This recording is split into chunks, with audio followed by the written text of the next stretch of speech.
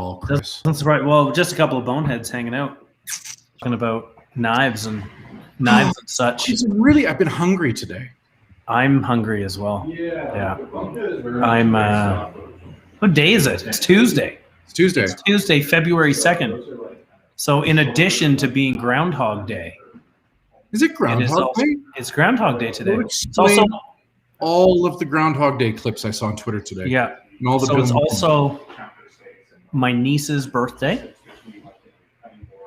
and apparently it's Mecky's birthday. Mecky? Yeah. So apparently it's Mecky's birthday. Mecky works here in the Ottawa store. And then it's my Aunt Kathy's birthday as well. My niece and my aunt have the same birthday.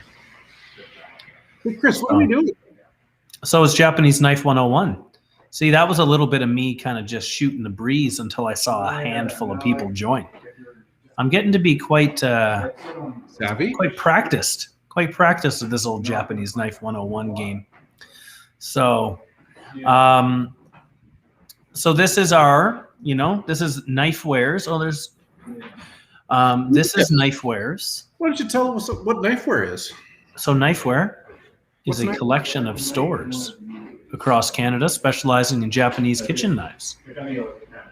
So we're kind of your go-to. Well, for a lot of people, we're the go-to for if you need a new kitchen knife, and particularly if you want a cool one, handmade from Japan. So yeah. So what we've been doing is we hang out every couple times a week right here. We've got a lot of friends who come to join us. We got over on Instagram. We got Minority Report Eateries showing up. We got the Dork over here on YouTube. Dork? Oh, we've got a couple. Yeah, Derek is here. So we generally got a few. Dork? Well, he's the it's I can't say Mr. 182 Dork. Yeah, he told me to call him a dork.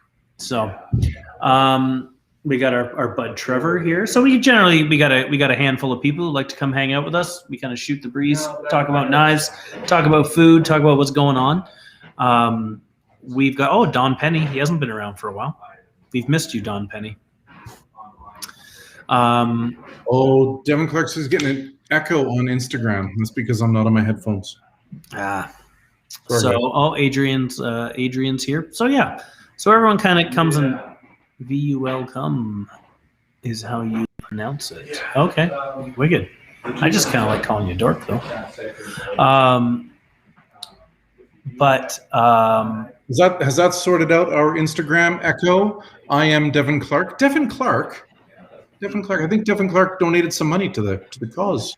Well, that's our big Devin Clark. That's our big point of conversation today. Well, well, this is not Japanese Knife 101. We get together, you and I, a couple times a week. Yeah. We talk about Japanese knives. I got a couple surprises here. Presses, a couple of hot off the presses surprises. I'm going to put Chris Lord on the spot and ask him questions. So you did do it. I asked you about that, and you told me you weren't going to do that. Yeah, I lied because I thought it'd be better if you didn't know what you were talking about for me to quiz you. Who thinks that's a better idea? Or do you think Chris should have all the facts in front of him before I quiz him? That's not options how we can do things.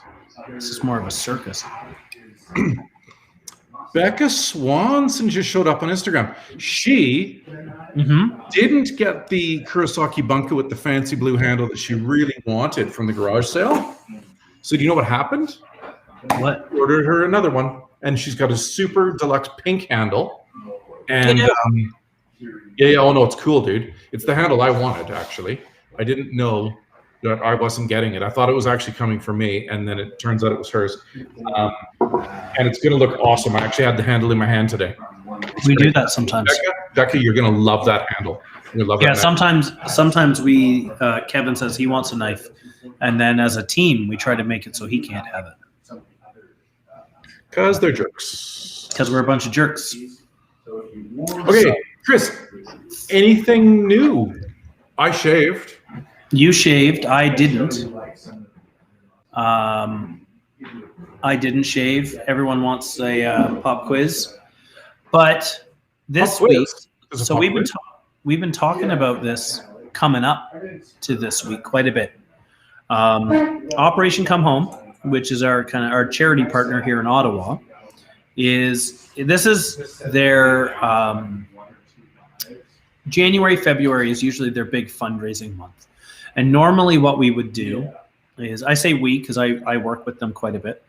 You're on the board of directors. I'm on the board of directors, yeah. You actually decide where that company's or where that cause is going and how they're doing things. I try to. I'm not the smartest person. Maybe that's a little bit different than work with them sometimes.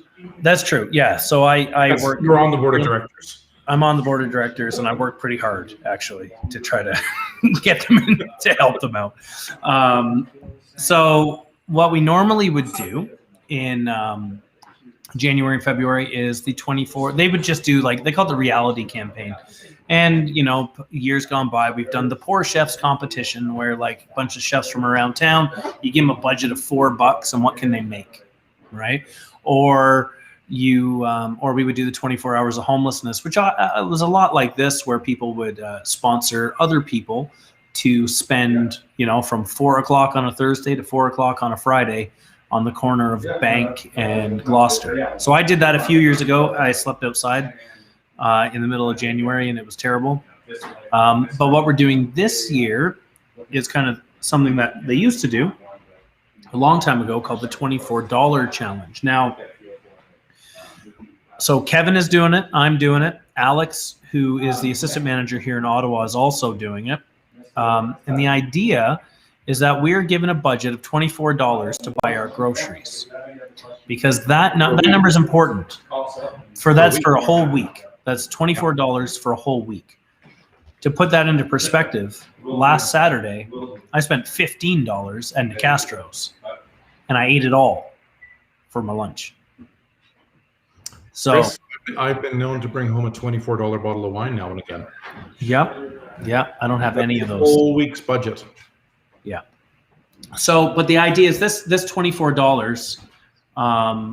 Well, that's for Kev Bean. If you're not on Instagram, Kev Bean says that they were homeless ages ago, and it is life changing, and they're supporting of those types of charities as well. So, but this $24 is I'm too old to be a client of Operation Come Home. They deal primarily with youth, but if I was a client of Operation Come Home and I was in community housing and I had a part-time job, after they've cleared out all their bills and everything like that, $24 a week is what they've got left over to spend at the grocery store. Now, the thing that I've thought about this, I've been thinking about this a lot, because I don't know if like on Instagram, Alex and I kind of, did some highlights of our shopping trip, and we took some photos of what we actually bought. I've got my receipt here, so we can go through that if anyone wanted to afterwards. But my big thing was I spent this money on food, but I didn't buy any toothpaste. I didn't buy any soap. I didn't buy I was talking to Mike about that. Mike is, another one of our colleagues. And I said, imagine if I did have to shave to come into work. I wasn't wearing, I had that, you know what I mean? Like the rest of that stuff, $24 on just food, because I think if we were to really push it, Kevin, we could have been made to you got to buy your toiletries as well. And then how screwed up.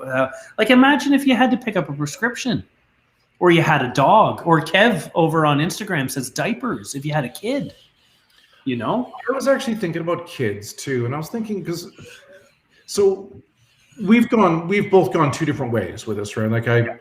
We went to the supermarket. I think we probably have the kind of same chef's mentality that we were going to go, okay, I'm going to eat the same thing or a lot of the same thing. Yeah. But I'm going to hunt for deals. Yeah. So I don't know if you did that. I went and hunted, I did. Yeah. items. I went and hunted beans and rice and produce and meat, kind of like a shark running around trying to see what I was going to bite. Right. And I found some cheap chickens, shockingly cheap. I ended up getting two. Listen, they're not big chickens. Think a large Cornish game hen. Yeah. Yeah. Right. But I got 2 of them for $9, just under $9, right? So that's what I said. Okay, that's my theme. So I'm going to base my life around this. Mm-hmm. But then I also had to cut some corners, right? So I breakfast this morning was a packet of instant ramen from the dollar store. So it was 25-cent ramen for lunch or breakfast today. So I had my breakfast. It wasn't filling. It wasn't good. I used only half the package of seasoning because I'm going to save the other package for when I have to braise my next chicken. Aha! Nice. And I went on a bike ride. I went and rode to my office, right, the warehouse. Yeah. And it's a ride I do all the time. It's 15K or 13K there if I go the quick way, and it's about 20K if I go the way I usually go, the long way, right? Yeah. It's about between 30 and 40 round trip. I went the short way, and then I ended up driving to the C train. I took the train home, public transit home, because I was so shattered. I had no energy. Yeah. I climbed 2 hills on my bike, 3 hills, and then I was done. Couldn't think straight. Couldn't even make it home. Would have been late. Wouldn't have made it here on time. Yeah. Yeah, and we're only 2 days in. This is the second day. Second day, yeah. This is the second day. So I went into the grocery store, and my goal, like, I decided, I was like, I want to make, I'm a big guy, so I wanted to make sure that I had enough to eat and that I could make something that I would actually like. It was okay, so I went the beans and rice route. I bought some chicken legs. I braised the chicken legs. I pulled the meat apart, cooked it in there with the tomatoes and the beans. There was some taco seasoning on sale, so I bought that. I was jealous of that. Yeah, there was some hot and spicy Old El Paso taco seasoning. I bought that, put a couple of those in. But by the time I was done, and I bought parboil, I would have I was looking at what Alex was buying, and Alex bought like a big bag of basmati rice, and but that was like half of his budget. It was just on that, and then he bought a bag of beans, but then I bought salt. And I was like, well, if I got to eat the same thing for the whole week, I've got to be able to, it's got to be somewhat okay. I couldn't do without salt. No. So what I actually ended up doing is Alex and I have traded a half a box of salt for a bunch of tea bags. Oh, I wish. So he bought green, because he was doing hot water. Yeah. So I've had like 3 cups of tea out of this 1 tea bag so far. This does not taste very much like tea at this point. I think I've drank most of the tea. I've been drinking kettle water out of my coffee mug in the morning. Yeah. I like tea in the morning. Now I like warm milk or warm water in the morning. Yeah. Yeah. It's so that's kind of what we're up to. So I know we're both raising money. We've got our own. We'll put the link up. I'll put the link up to the blog post you wrote, Kevin, about it. I'll put that up in the comments, and then that way, if anyone wanted to support us or you wanted to make a donation, it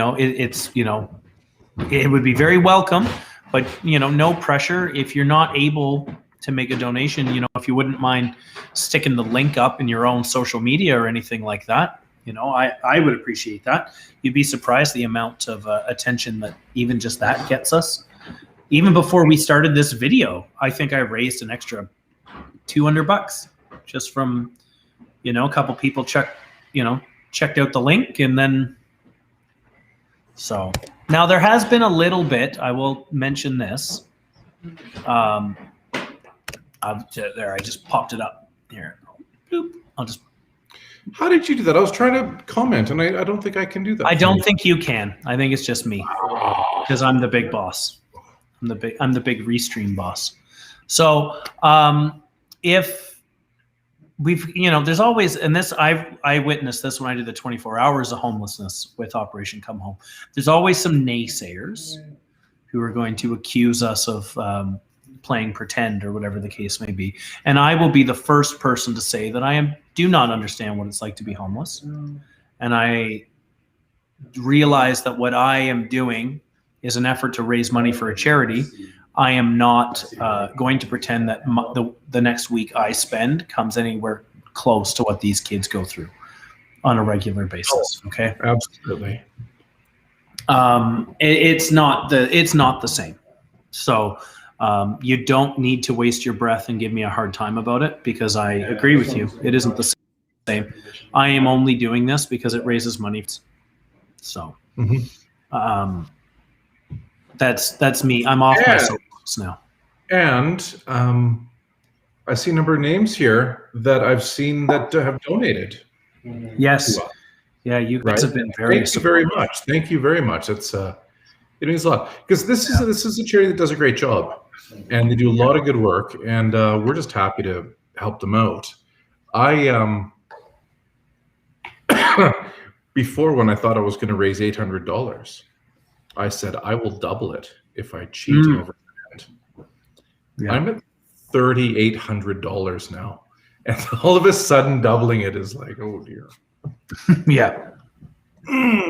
So now I either gotta really you gotta, you gotta save those receipts, so but we are here, so we can keep talking about this if that's what everyone wants to talk about. By all means, if you do have any questions about what we do in our day-to-day lives, we do often talk about kitchen knives, blacksmiths, sharpening, caring for your knives, cooking, all of these things. We can go down that avenue too. Can I tell you, I got one thing here that I got really excited by. Yeah, which is not delivered to my door for a free coffee from A&W. So I've been coffee free, tea free. Yeah. Blank says being homeless sucks. I can only, I imagine. He says he was on drugs at the time, so that helped numb the whole experience. Yeah. Sorry to hear that. I'm glad. Listen, Blank, I'm welcome back. I'm glad you've got out of that. That's great. Yeah, and Kev over on Instagram was saying something very similar. It is. You know what? I think here's the thing. Like Kevin and I, having had careers in kitchens prior to working at Knifewear, or founding Knifewear and working at Knifewear myself, you've met a lot of people along the way who fall in to those same stories that you guys are telling. And that's and personally, that's why this charity is important to me, because I've had dishwashers who were in those situations, and there wasn't a lot I personally could do for them. So now this is, I don't know, it's a little thing that I can do. So, but okay, Devin is asking, what are some of the rules? Can you take some condiments from A&W when you go get your free coffee? I should probably try. I don't know with COVID stuff if these things are out and about anymore. Well, I know a lot of places were taking them away anyways. Like you had to ask. I bet I could ask for 7 packs of sugar. Yeah. Then you could drink hot sweet water. So, the rules, just to kind of clarify, is that we got the $24, and that's all you're supposed to spend on food for yourself. You're not supposed to take any handouts. You're not supposed to let your friend.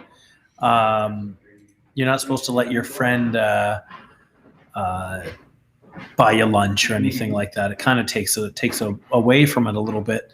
But I think Kevin has had he's sent me a lot of creative text messages about like swinging through hotel lobbies looking for apples and bananas. Because every hotel they check into, there's a bowl of bananas or apples that nobody ever eats, right? Yeah. And I had to stop in front of a Sheraton today and pump up my tire on the way to work, because I thought it was the tire low inflation that was causing me pain and drag. It's just because I had no energy. But I pumped up my tire and I was looking in the lobby and the bowl of fruit was gone. COVID times, man. So these things that used to be good, I could be able to go in. Now, if I was a at-risk youth, they probably would spot me right away and throw me out. Yeah. But being, an old guy, they're like, oh, he's all right. Yeah. Let him steal the fruit. Yeah. I got privilege for that. Yeah. I was gonna use it too. But. Well, and so here's another good question, Dr. G. Well, sorry, over on Instagram, Kev is Kev Bean 888 is saying that they if you'd like to, the best bet, it's hard for me to get the link to you through Instagram, but if you send me an email at chris@knifewear.com, chris@knifewear.com, I will pass you along the link. I think Nathan might have put it in the you might be able to get at it through the stories as well. But if you want just a surefire way, just shoot me. I think it's in the Knifewear bio as well. Okay, the Knifewear bio. So, over on YouTube, we've got dhop310. You know what? I did see that you sent me that video, and I was afraid to open it because I didn't recognize your name. But I will go look for it now, which is I got a work computer. I don't want to screw up the work computer, so I get. It was a knife and Star Wars thing. Well, I'll like that. Yeah, I know, because you're a nerd. I like that. I will watch it. But then Dr. G is asking if we'll only use my cheapest knife and cutting board this week, or is the sky the limit with your kitchen tools? Well, I've done all my cooking so far. Yeah. So I used my Harayuki and my regular cutting board.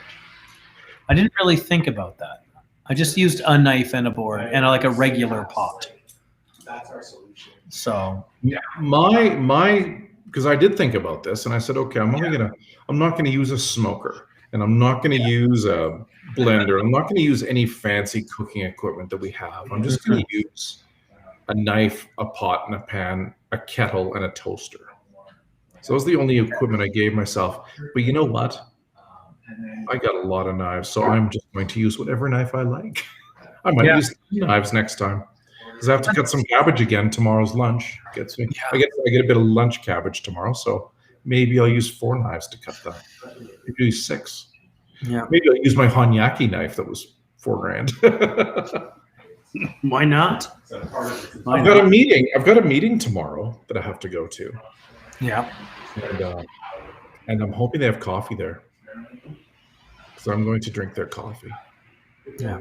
I might bring a takeaway cup so I can drink more of it and steal some. And if they got a bowl of candies, I'm digging in. Yeah. Well, I've already said that I think out of the 3 of us, Alex is used to not eating very much because Alex exercises a lot. So, but for me, the hard thing so far has been snacking. I'm missing the snacking. Like sitting down and watching TV. Usually I'll grab like a little bag of like sunflower seeds or something and just something to kind of mindlessly munch on. But I can't do that. And then I know you've made arrangements for this, Kevin, but I had to go out and buy groceries for my family yesterday. I had to go do the family shop. Terrible. And I had to make dinner for the kids. So I was there and I'll admit it. I wasn't thinking. I was making like a Greek salad and I popped a piece of cucumber in my mouth. And then the kids were like, "You're not supposed to do that." And I was like, "Oh shit, you're right." But that's just kind of goes back to that idea that I had about you don't have the toothpaste, you don't have the soap. Well, in their situation, I wouldn't be able to just absentmindedly pop a cherry tomato in my mouth. It's just kind of, it's made me consider some things, So there's been a lot of thinking going on at my house. So yeah. But we've got some other we've got some knife questions and such coming in. We've got a lot of people commiserating with us. Adrian, I'll go over my receipt and tell you what I made in a minute. But earlier on, we had Volcom Dork had asked us about those psychedelic handles. send an email to hello@knifewear.com and say that you want one. I know that we had some come in very recently. I've got a couple of them headed to the Ottawa store for a customer of mine here. And just send that email in, or even just send it right to Nauto. I think they're all sitting on Nauto's desk. If you do want to get one of those psychedelic handles, because if we wait too long, he's just going to put them on knives. So, and this is a true fact. Yeah. But here, our buddy Sergiotto in Bulgaria, Kevin, is asking how your vacation went. Oh. And did you get any new knives? Thank you. My vacation was lovely. And I didn't get any new knives on my holiday, but I do have 2 new knives here. How about that? That's cool. Do you want to see some new knives? I want to see them, but I don't know anything about them. So don't... So, Chris, we've got new knives coming in. Okay. Don't. We've got new knives coming in. The email was sent out today launching them and telling you all about them. So I'll let you explain it to everybody while I'm opening the box. I don't think that email did come out. Yeah. I'm looking at it right now. You're full of it. Oh, shit, he did too. Yeah. 10 minutes ago, he sent it out. Even at this. Okay, so we've got these new knives from Sakayul. Sakayul is... I guess they're kind of late to the game for kitchen knives in Sakai. I don't know what they were making before, but I think it was things like shears and other sharp tools. And now they've got into some kitchen knives. But these are one of the guys Naoto met when he was there back a year ago, back in January last year. And if we talk about the regions of Japan, Sakai knives are really famous for being like the perfect fit and finish. Mm-hmm. The perfect look, the perfect edge. Like they're the really deluxe nice knives in Japan, right? And not that other makers don't do it, but Sakai is famous for it, right? Yeah. And real hot shot chefs in Japan all say, "Oh, all of my knives come from Sakai," right? Unless they here too. Yeah, a lot of hot shots here too. So this is a fun one because this is something Naoto was working on with Sakayul. Because they said, we want to get to kitchen knives. We want to do more. We've got an in-house sharpener, which is unusual. Usually what happens in Sakai is if I own the company, I go to Chris, who does the hammering, and he hammers some blades for me. And then I go to this other guy who's going to quench them and straighten them. I go to another guy who's going to straighten and grind and polish and sharpen. And then I might even go to another guy that does the engraving. And another guy that puts the handle on, or I might take some of those processes in-house. Yeah. So that's generally how Sakai works, right? But Sakayul has a in-house sharpener, which is a big deal, which means they can do what they want, right? So they can say, I want to do this, I want to do that, and whether the because a lot of the time these craftsmen that are privately hired, they say things like, no, I don't want to do that. Or I don't think that's a good idea. But having one in your own employ means you really got the freedom to do what you like. Mm-hmm. So here's the knives. And I'm going to show you this one here first. So the handle is all oak, right? Yeah. Ooh. I'm trying to get Instagram and Facebook to do it. I'm just going to slide Instagram people over a little bit. There we go. Oh, Chris, you missed all that. That was very exciting. Our buddy Kevin and I took the box into the air and the whole bit. So here we go. There's the handle, right? And it's a one-piece handle that's oak, right? It's octagon. But the blade is, if we look, it is Kurochi, right? And it's a little bit rough, so they've left it quite rugged. But look how high, Chris, the line is here. Oh my goodness, I can't think of the name. The Shinogi? Shinogi, thank you. I really think that this poor diet I'm on has affected my brain. No, for sure. That's why I'm eating while we do this, so I remain pleasant. The Shinogi line very high there, which means this is a really long taper. It's got a beautiful Honkasumi finish. Like the look is great. I love this knife. I like how it feels. I like how it feels a bit beefy, and it is. The spine's a little bit beefy, but that long taper on the grind there doesn't make it feel. It feels really thin. Yeah. And it's the Kobunka that Naoto said, you guys should make a Kobunka, and they went, huh? And he's like, let me draw it for you. And if you look, so that's a Kobunka. Okay. Yeah, and they've gone and put a mirror polish on the choil shot there. And across the back. I noticed that earlier, yeah. Which I really like. Like, I really like that mirror polish along there. It just adds a class and sophistication to it. You know what I mean? Like, it just makes it cool. Mm-hmm. So it's number two. It's number 2 carbon steel, number 2 white carbon steel, and clad with iron. And there you go. These Sakayul knives are out. I think there's prices here. This Kobunka is $303, so not crazy bananas. The regular bunka is $350. 210 Yuto is $365, and the 240 Yuto is $440. And I've got it here. This is the one I got for me. Obviously. What a big surprise, right? It's a 240 Yuto. Yeah. Oh, look at that. But there you go. Admiral Longstash called it a cooking razor. I love it. And that, again, that rounded and mirror polished spine and choil down here makes it really comfortable when you're holding it. I'm into this knife. I'm into this knife in a big way. Anyway, that's my new knife right there. Woo! Yeah, that looks awesome. That's right up my alley too. And this is like I said, this is something that Naoto and Sakayul and I worked on. So it's like a knifewear combo with them. And, now, is the spine of the knife kind of rounded as well, or is it just? Yeah, see, I like that. That's a little touch that I really like.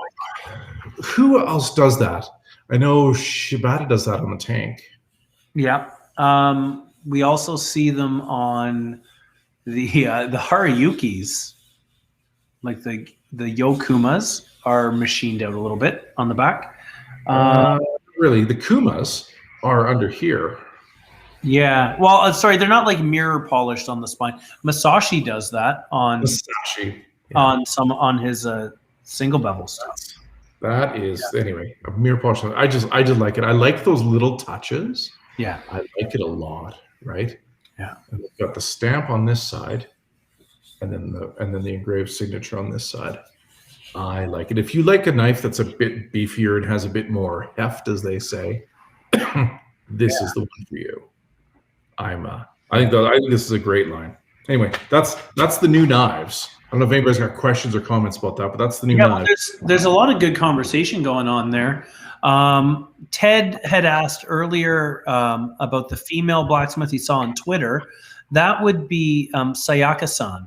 So she works with Tomo over at the Tojiro Atelier, and I guess she's his apprentice. But we've had knives made solely by her come through the garage sales and whatnot. I believe we got more. Nice. When we say they're made by her, it means she's hammered them. Yeah. She hasn't maybe done all the processes because they all share the work there, right? So for a long time, all of the knives that came out of there, she sharpened, handled, and engraved. Yeah. Right. So she touched all of the knives, but then we get some that were hammered just by her as well. We asked for that special. Remember when we were? She's a cool blacksmith, and it's just great that there is finally a woman that's coming into the ranks, which is great. Yeah. Remember when we were in Vancouver, and you and I were there together. The Vancouver store had just opened. We had the party with all the Takafu knife makers, and they were all staring at her knives because they had heard, like, Shibata-san had told the others, like, oh, these are made by the girl. And then they were all looking at them. They were all being like, no one was being rude or anything, but they were looking real close. They were looking at real close to make sure they found some problem. Yeah. So. And I don't think you did. No. Oh, her knives have a polished spine too. On the Sugimori line. They've got a polished, rounded spine on them too. It's a cool look. I like that. Yeah, they're really comfy. Sergioto is asking if you've ever come across Hiro Nakagawa knives from Nagano. You familiar with that maker? I think he's talking about the really crazy Damascus ones, and the answer is yes. And we've got some coming. We have one right now in the warehouse ready for the garage sale. Cool. Trying to get 4 or 5 more. Fun. They're wild, Chris. Like core Damascus with Damascus cladding on them. And, oh wow! And listen, they're wild. He's an artist, and they seem like great knives as well. But it's the artistry that goes in, it's the work that goes in that he's famous for. Oh, they're awesome. We had a couple of interesting questions over on Instagram as well. First, I want to just mention to Kevin Berger or Berger, whichever. I just replied to you with the link there. I would have typed more, but we're already talking. So I'll follow up with the rest of you after. But I wanted to get you the link before I forgot. I see Admiral Longstash says the Masakagi has theirs done like that. I think he means the polished spine and the choil, but they don't really. The Masakagi knives aren't that highly polished. They don't look like a mirror, and they're not the rounded either. So they're nice, but they're not. Yeah. Yes. Yeah. And I don't deny it. And I know a lot about Masakagi knives because I was involved in developing those lines with those guys. Yeah. And if I'd thought of that, I probably would have suggested they do it. But yeah. Over on Instagram, we've got 2 good comments and questions. Hansky88 is asking if Tamahagane, I think is a good. It's just asking if I've made one knife. It's made out of Shirogami number 2. It's not very nice. I'm not really the one to talk a lot about blacksmithing as a trade. But have you come across Tamahagane? Like, I know you've got like chunks of it around, but I got chunks right here. Yeah. Do you have any knives made of it or anything like that, though, Kevin? No, I always ask, and everybody's not interested. Yeah. You know, we're used to sometimes. Yeah. But he won't now. Takeda-san, I got this piece from Takeda-san. He won't either anymore. Iwasaki used to make some. Yeah. But he's not doing that anymore. I would love to one day, but I haven't. Yeah. Yeah. And then Devin is asking, when we get new personal knives, do you just flip older knives or keep adding to the collection? I have never sold one of my knives. I've never sold a knife from my personal collection. I've given some away that I wasn't particularly attached to, like old kind of workhorse knives, like Globals and Macs and things like that. I'm pretty easy to. I'm okay to part with those. I don't use them anymore. And I'd rather someone else just get some use out of it than throwing it away. But any of like the stuff that I've ever really been excited about, I still have. I don't get rid of my knives. I might have to one day if my girlfriend finds out how many are in the garage. But just keep it a secret. Just write a circular saw on it or something. Yeah, that's what I'll do. Just write something she's not interested in. Yeah, well, that's knives too. So comics, just comics. Chris's comics. Yeah. I have too many knives to fit in my kitchen at one time. So I treat it like a museum in their art collection. So I have a number of knives on the wall now, and then in about a month or two, I take them down and pull out some knives from the box and swap around. Yeah. And then Dork is asking us about 2 local Japanese trained. Sorry about Murray Carter, I think. He's talking about Murray okay. Carter and somebody. I don't know much about that. Murray Carter's got a great reputation. Yeah. His knives are shockingly expensive. And I've never had one. I've sharpened some, but I've never had one on my own. They seem nice. And then Town Forge, again, I don't know much about North American blacksmiths, to be perfectly honest. I got enough to learn based on what comes through the door here, to be honest with you, but I'd say Dork is saying that they really want a tinker for the collection and thinking that might subdue until they can get a hold of one. Well, the best thing you can do is put your name on the list, right? We talk about that fairly often. If you're looking at the website, there's a knife you want, it's out of stock. There's a little red box that says notify when available. You click on that, you put your email in, and this happened today in the store already. Someone called me, said, I see that you've got such and such back in stock. What happens is when the knife arrives in our Calgary warehouse, you'll get an email that says, hey, the knife is back in stock. Doesn't mean that it's back in stock in Ottawa. It means it's back in stock in the whole company. So your best bet at that point is to go ahead and buy it and have it shipped to your house so you don't miss out on it again. And the tanks are like that too. There was a guy called Kevin a liar. Remember that a couple weeks ago? Because you had told him how many people were on the list. Yeah. And he told me I was a liar. He said there's not even 300 people in Canada that have heard of Japanese knives. Yeah. And I said, okay. Yeah. What you gonna do? Funny fact, I don't have a tank yet. I want one. Yeah, I wouldn't mind one either. And I have bugged Shibata-san since day one for one for me. He keeps saying, oh yeah, I'll make you one.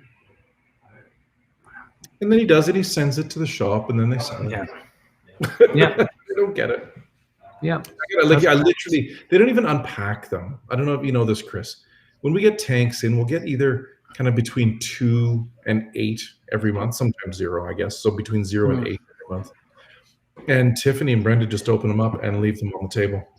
Just leave them on their packing table because they know if not by the end of today, by tomorrow morning, they'll be spoken for and they'll have to wrap them up. So they don't even have a spot on the shelf. They just live on their receiving table, which is where we receive knives, not babies. Yeah, no babies. No babies in the warehouse. No, we don't have any babies at the warehouse. Born at the warehouse. No. We're starting to get some good questions in here now. Yeah, work from there. Yeah, Dr. G. Oh, by the way, Dr. G, thanks for the generous donation to the oh, for sure, $24 cause. That was amazing. Yeah. Cooking question: will bell pepper seeds chip a Japanese knife? I've never seen it. No. You know what will chip it though is trying to flick those seeds away. Like if you're like scraping the edge across the cutting board. Is to, hit something hard, right? Like if chipping on chicken bones, that's a really good one. I've chipped on chicken bones quite a bit. Cutting through lamb rack, like cutting lamb racks to lamb chops. Yeah. And you don't take the finger bones out right. Yeah. Hitting the sink tap, the faucet. Yeah, I've done that one too. I've done that. Dropping them, I've done that. Mike did a whole video about how to wreck knives. I don't know if you saw that one, Chris. I did. Like doing a series of videos about how knives. Well, because Mike's always concerned. He's like, how does this knife get 27 chips in it and is all bent? Like, how does this happen? So then him to go and treat things roughly and see how rough you have to be to break them. And I don't know, you got to be pretty rough to break them, or unlucky. Like I've done one on an apple seed once, but it just hit the seed at the right spot, the right way, at the right speed. Yeah. Yeah, it's weird and it's disconcerting, when you chip your knife, like you're going to get stressed out about it. Everyone gets upset, but it's almost never something that is unfixable. If you've got a ding or a chip in your knife, like just get in touch with us and we'll get you sorted out. That's why we do the first resharpening for free. Yeah. Too. Because when I got my first Japanese knife, it was incredible and it could do everything. I was convinced. So then I did a bunch of chicken butchery with it, and then chipped the snot out of it, and had to learn how to sharpen a knife.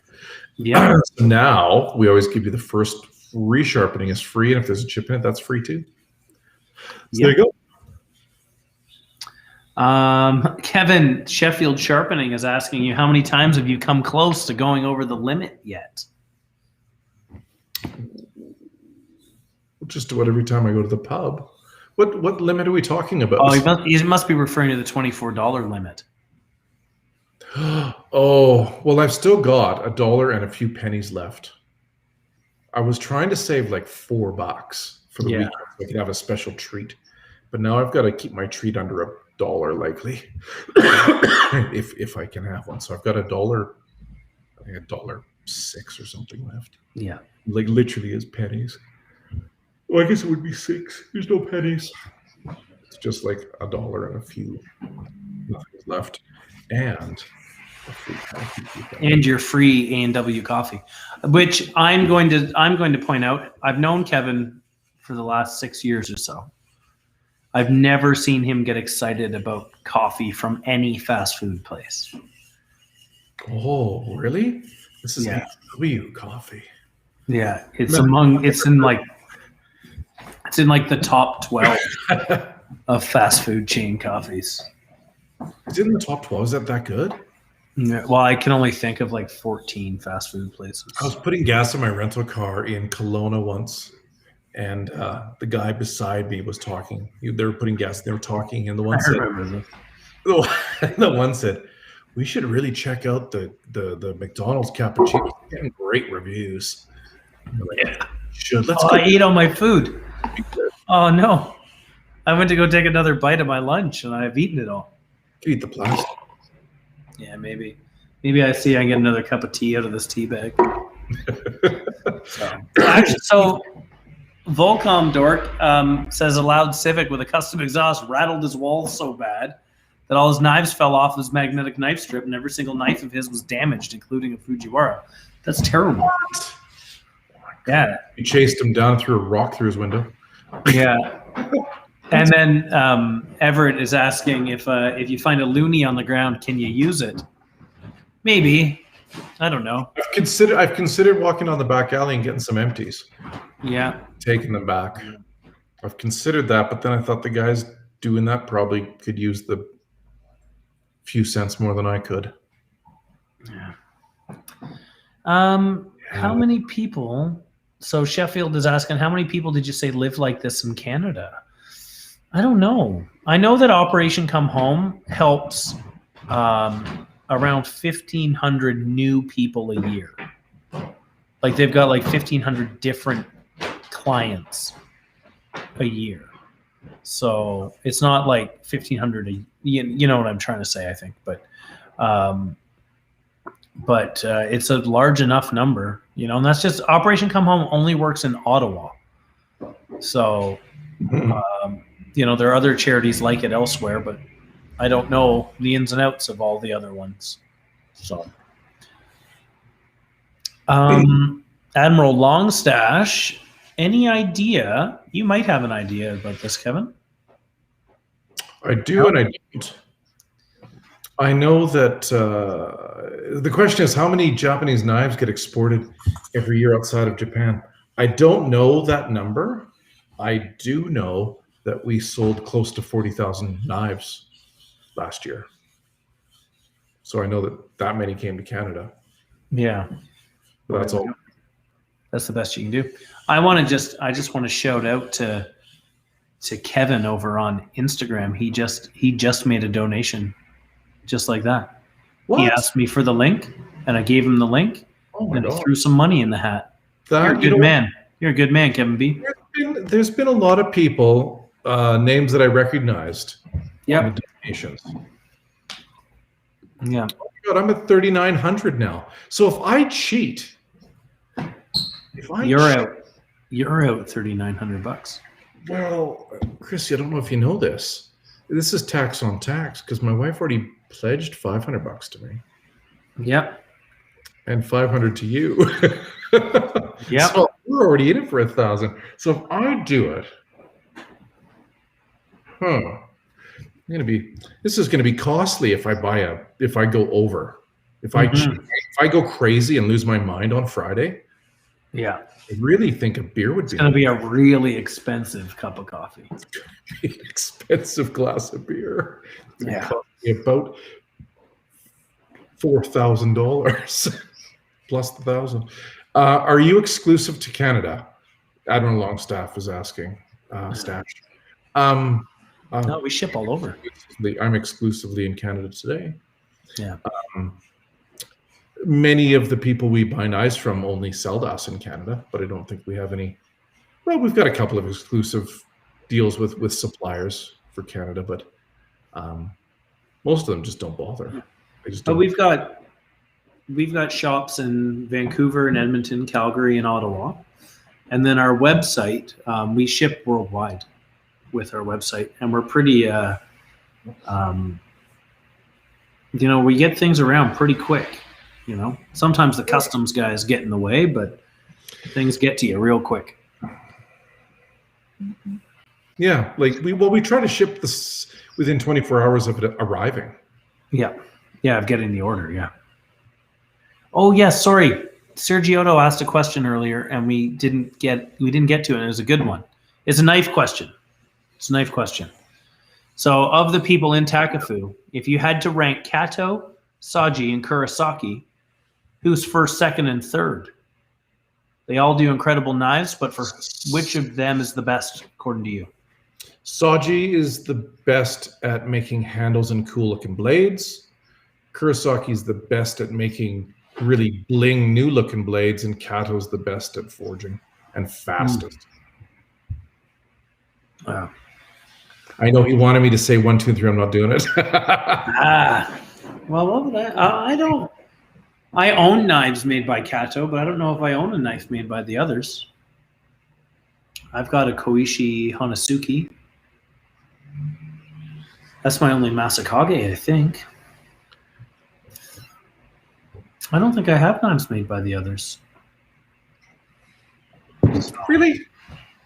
I don't think I do. I almost, one garage sale, I almost bought, well, thanks for hanging out, Kev Bean. They're just saying goodbye. Bye, Kev.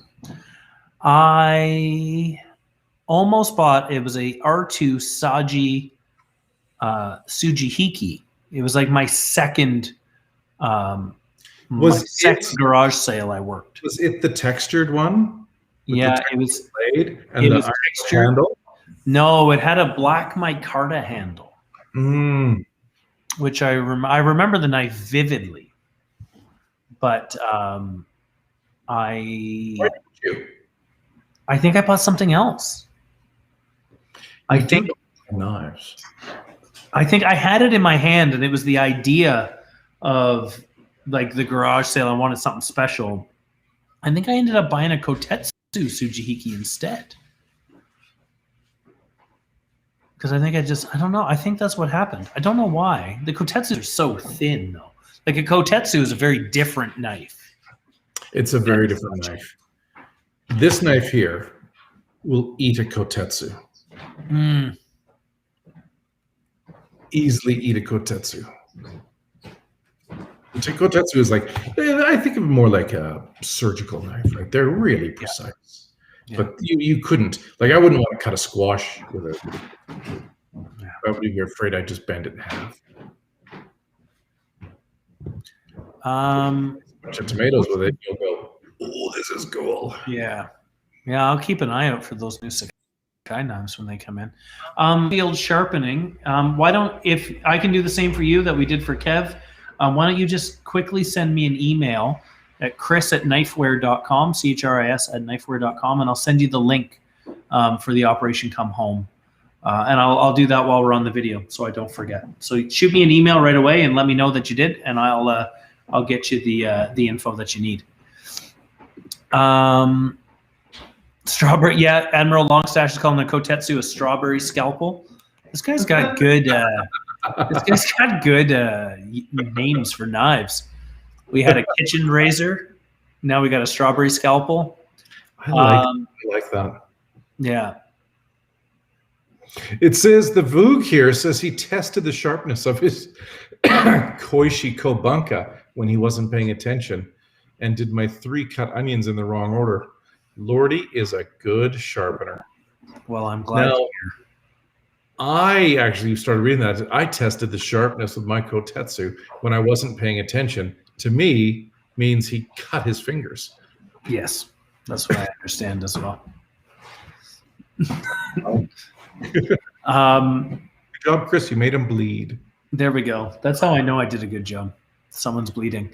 Oh, here's a random question from Mount Everest. What's in your dream home kitchen?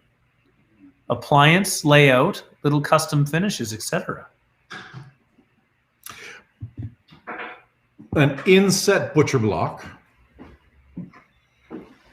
a gas range that's got the plancha in the middle, green black backsplash. He's just describing his kitchen, guys. Real quiet dishwasher, 2 sinks. Yeah. That's what I like. Oh, and an exhaust fan that's like a helicopter. Like a real one. Yeah. Yeah, just a helicopter stuck in the chimney. Yeah. Do you ever, like, could you use, because that's like a proper extraction fan. Yeah. So do you ever use, you don't ever use the Conroe in the house, do you? I could, but I haven't. Doesn't seem safe. It doesn't seem safe. And the other thing too is I always forget to turn the big hood fan on because it's so noisy. Excuse me, it's so noisy. So every time I fry an egg or make toast, I set off the fire alarm. So don't come to my store and do it. I don't do it at work. Chris, did you ever set off the fire alarm at work? I did. Yep. I just, Maxim, you're not completely wrong. There's only a handful. So Maxim says that I just want to burn everything. It takes a certain mentality to burn your fried chicken. No, I didn't burn the fried chicken. Did you burn the house down again? No, but I can't touch my own stove now without being like those comments coming on. But luckily, my oven broke yesterday, so my oven doesn't even work properly. So, Everest, is there anything at all that could convince you to go back to working in a professional kitchen? No, I sharpen knives in other people's professional kitchens sometimes. That's kind of that's a workaround. For years, I would get stressed just walking into a kitchen. Like it would be. I could never. No. Chris has very special instructions too. That if I ever open a restaurant, he's supposed to take the company business card, jump on a plane, sit at the front of the plane, and then come to Calgary and kill me. Yeah, that's true. That's true. That is instructions that I've been given. So, and I'm worried he takes it seriously, so I'm not doing it. Yeah. You know what, Mount Everest?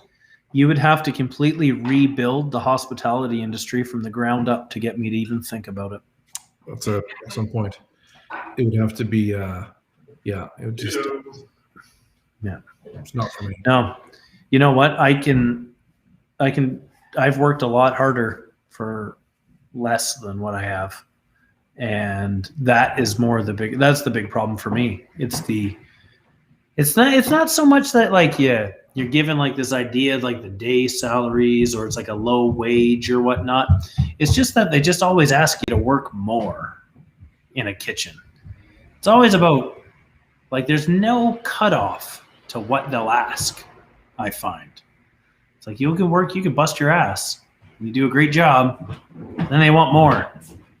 And you never really get compensated. More.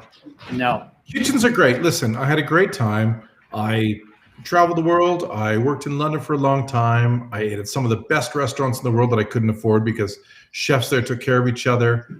There was a lot of great things about it. Making very low poverty wages wasn't helpful, but I always got 1 or 2 meals a day. So that was okay. But I can't go back to it. I don't think I think I'm unhireable at this point anyway. I don't think I could even get a job. Nobody would hire me. I don't think I If I come and apply with you, don't give me a job. No, but you should let me know that he did. Hey, Chris. Hello. We got a comment here. Yeah. About Switzerland. No, we don't. Someone say, do you know something about Switzerland? Who is it? Do they work for it? And I'd say, Chris, I don't know lots about Switzerland, but the flag, it's a big plus. It's a big plus. Yeah. I was going to mention to Edgar. Edgar tried ordering a knife to the Netherlands and got a shipping error. I am not the shipping expert. And he is not. And neither is Kevin. I am. But if you are, he is not.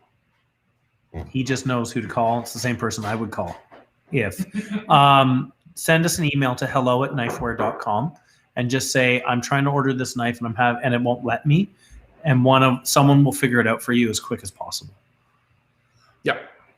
Yeah. There might be, because I know there's some new rules that came in with the EU recently about borders and shipping, and I know some new in the UK. There's certainly some new rules. The UK, I don't know if you know, Chris, did you see the news? Something big happened. Something big happened in the UK. Mm-hmm. Yeah, but it's not what anyone actually wanted, is what they say. But they went ahead with it anyway. Oh, tea showed up. Oh, I would like tea. I don't have tea anymore. We are down to just hot water, in case you're curious. These green tea bags from the discount grocery store, you can only get 3 cups out of it. And then, while I'm just gonna, blank is asking, did we get those steaks before we started the challenge? I was talking about it the other day. I didn't have steaks, but I had a gigantic hamburger on Sunday night. Yeah. We had Swedish meatballs, but not the ones that were kind of sweet. The ones from Sweden. I don't know. So. Their flag is also a plus. Switzerland. Yeah. No, Sweden. They got a big cross on theirs too. God, I'm going to ask you next. I'm going to ask you Thursday about Sweden. Yeah, you should. Finland. Hey, here's one. Kevin, have you used one of the Yamada Uchidashi hammered pans? Like the gyoza pan or any of those pans? Yeah, when they first came in, I had the wok because now he wanted me to try them out. So he gave me the wok, thinking that I'm an expert at cooking with a wok. I think it's the 3rd time I've cooked with a wok. I don't know what I was doing. It seemed to work fine. I embarrassingly brought it back and went, yeah, it's great, Naoto. Because he was really excited by it. But I have Naoto and I know Chris Armitage is a big fan. I know Nathan's a big fan. And Mike's got it sitting on his stove when you go to his place. Yeah. So, no, they've been popular with the staff. That's a bunch of old cooks that love them. Yeah. And me, who was just embarrassed that I don't know how to use a wok. So there you go. How to use one either. I would have been there with you. There'd be the two of us, like the two of us standing beside each other, like, Oh, and I went into it with all kinds of courage, and then came out the other end going, I don't understand. Yeah. Oh, there Nathan says he likes it for fried rice. He owns one. There we go. And Blank Bakes is more of a cast iron skillet. I'm both. You know what? Yeah. I've got cast iron and I've got carbon steel pans for different reasons, but I got them both. You know how I like to describe the difference between them? Is that a cast iron pan is like None on the Run with the Switzerland flag. That's my cast iron steel, like a cast iron pan, a skillet, is more of like a train. Like when it takes a little longer to get to speed, but because of the thicker steel and speed, I mean heat, it takes a little bit longer, but it keeps the heat better because it's got more weight to it. It's a thicker gauge. So it's when you go to add things to the pan, you're not going to drop the temperature of the pan as quickly. Whereas a carbon steel pan is more for sauteing, like it's supposed to get really hot really fast, and then you pull away and you toss with it, and then you put it back on the heat and it heats up again. So it's more of like a sprinter versus a long distance runner. Yeah, I like that. Yeah. So, and stainless for sauce works pretty well too, like a little saucepan. I never got to use like a copper pot We had a copper pot in the Ottawa store once, but some son of a bitch stole it. Do you want to tell us a funny story, Chris? I would love to tell, but I think it's really funny. This is a really good story. Because I think before I do that, I want to mention that since we've done this video this afternoon, I've had a handful of other customers, but we've got 3 people who are currently watching who have made donations while we've been talking about this. I've had a couple of donations while we're talking too, so I don't know. Call it 4. Sorry, I've got 4 to my own. So we've got Sheffield Sharpening threw in some money. Our buddy Derek Brown over in Hudson threw in some money. Damon Spector chucked in some money. And Kevin B., who is going to be moving to Vancouver shortly, has all thrown in. You're all very, very kind people. Thank you very much. So here, I'm going to put this question up on the screen, but I'm going to tell a story about this copper pot first. Can I shout out to Aaron Brown and the Dork, because they donated since we've been on the air. Of course. Of course. As well as Devin Clark. Did I see that name on here earlier today? Yeah, Devin is over on Instagram. There you go. Yeah. So thank you very much, everybody. So, yeah, thank you. Although this has really put me in a spot, Chris. I'm at $4,000 now. So if I cheat, I got to pay $4,000. Yeah, it's true. Yeah. Yeah. So when it was 800, I thought, I'll just go and because you're there thinking, you're like, it's this Ottawa charity. No one's gonna know who I am. It's an Ottawa thing. Nobody cares about me. I'm just an idiot. Yeah. I'm leading, by the way. Yeah. My own parents donated to Kevin's. Yeah, my own parents donated to Kevin, and my mom's reasoning was, well, you said like because I sent the link, or I put the link up on my own Facebook group or something, Facebook page, and my mom's like, well, it said right in the article that he wrote that if he screwed up, he's gonna double it, so that's just more money for the charity. And it's like, yeah, well, you're right. It would have been nice, maybe, Mom, you could have given me at least $20, like. Chris, I'll give you some. There we go. Thank you.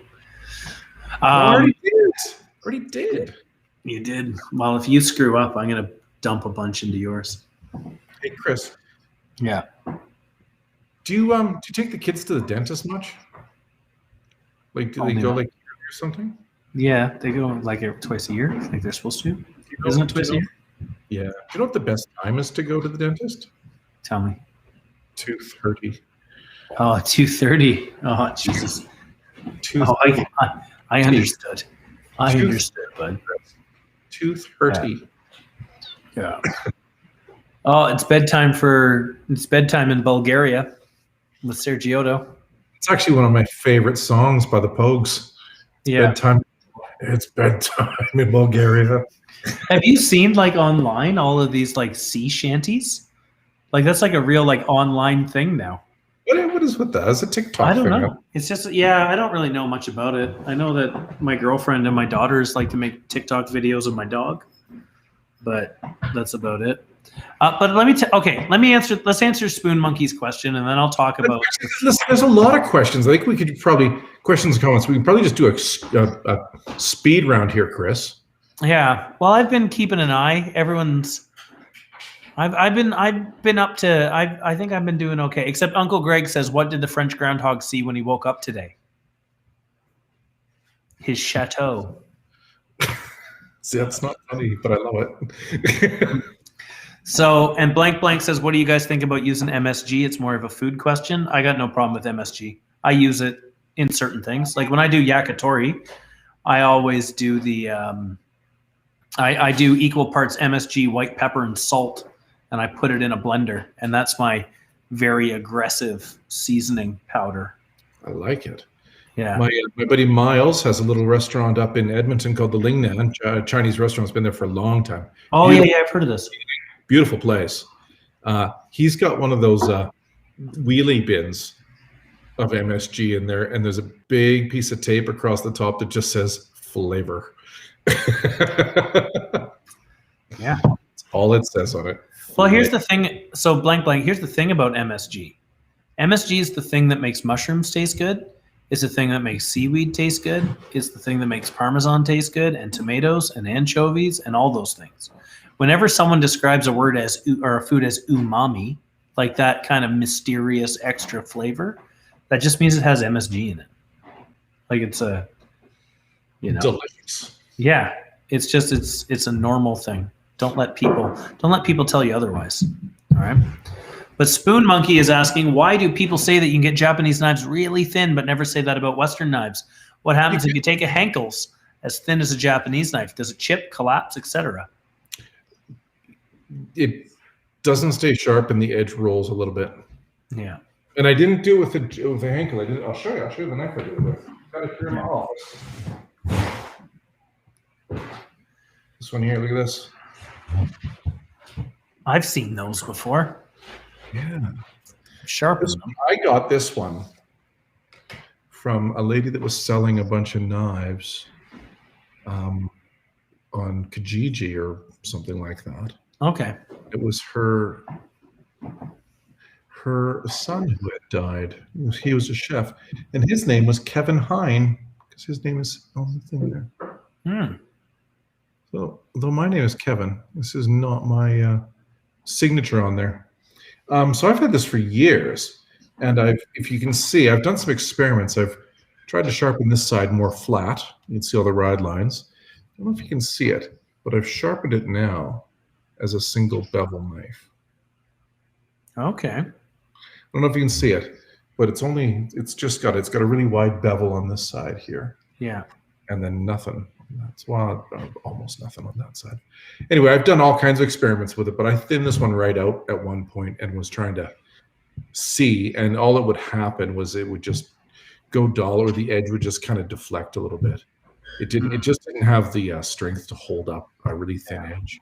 And I guess that just comes from hardness, right? Like a harder steel. Yeah, that's what I think.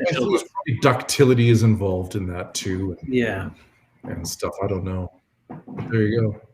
So I've messed around with this knife quite a bit. Now that I'm holding it though, I'm like, oh, this stuff feels. I remember how this knife feels. Yeah. I haven't used this knife for years, right? It's probably been 15 years that I've used this since I've used this knife. Huh. I like it. You can see all the lobster claws I cracked on the spine. Yeah. Beer bottles I opened. Yeah, I think everyone needs to have one knife around that they're not afraid of being mean to. Yeah, I've been rotten to this knife. It's actually held up. I actually think this knife used to stay sharper than the Henkels and the Victorinox I had as well. What kind of knife is that? I've seen that little spade. Sorry? So the sign there, the signature there, it's called Constant.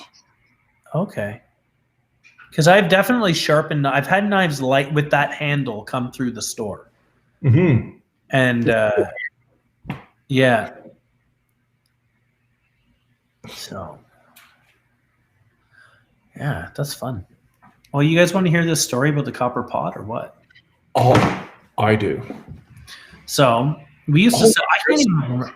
I'm going to go away. I'm going to listen to you, but I'm going to go away. I'm going to make a pot of hot water, and I'm going to make some of my instant coffee, because I bought $1 instant coffee for my meal for my food this week, and I think I'm gonna break down and have the instant coffee. Nice. I've been terrified up until today. Oh, it's probably gross. Oh, I imagine it's terrible. I can only imagine. So Devin Clark is asking over on Instagram, before I get into my story about the copper pot, what do you guys think of some of the knives on Kickstarter? I must admit, I bought a Misen one a few years ago, but since then I've only bought from you. Well, thank you, Devin. But I've sharpened some Misens. I think the thing about Kickstarter, and I think about a lot of things in general, is if it's too good to be true, it probably is. I'm always really leery about knives that are on sale, for when they say, would cost $6,000 on sale for $1,000. I'm always really leery of things like that. So I'm a little bit, the whole Kickstarter thing, Kickstarter knives, I'm not 100% like it's a hard sell for me. What I like about a lot of what we have is that I've Now, I've personally been to where most of them are made. So I kind of have seen what goes into them. I can't remember which company it was. It was one of those Kickstarter companies that got a little bit, they got in some hot water themselves over, they had said that it was like a Japanese steel, but then it turns out the knives were made in China. But then, a lot of these steels, like Japan won't actually export the steel to China. So there was a lie going on there. I would just be careful. I've sharpened a few Misons. They're okay. They remind me of a Global or a Mac. Like they're a softer stainless steel. Nothing, I don't know. Set aside a knife on the weekend? Nothing super exciting for me. I kind of feel the same way about those like Serbian cleavers and stuff. Like they look cool. But then that wasn't for me, by the way. Everybody, I don't know if you can hear that. But I've got nothing on the heat there. I don't believe so. No. So that's I don't know. Maybe Kevin can add a little bit more to that when he comes back. But I'm leery of them, And then the Spoon Monkey is asking, how do I deal with the bolster and what do the Japanese blacksmiths think about them?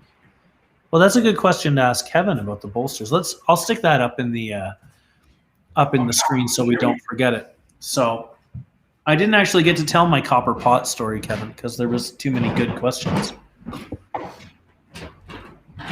There it is. That looks. How big of a jar is that? I don't know. It doesn't look very big. Here is my hand. Yeah. That's a couple cups of coffee, I suppose. Well, no, it says you put in 1 teaspoon. Okay. Into my,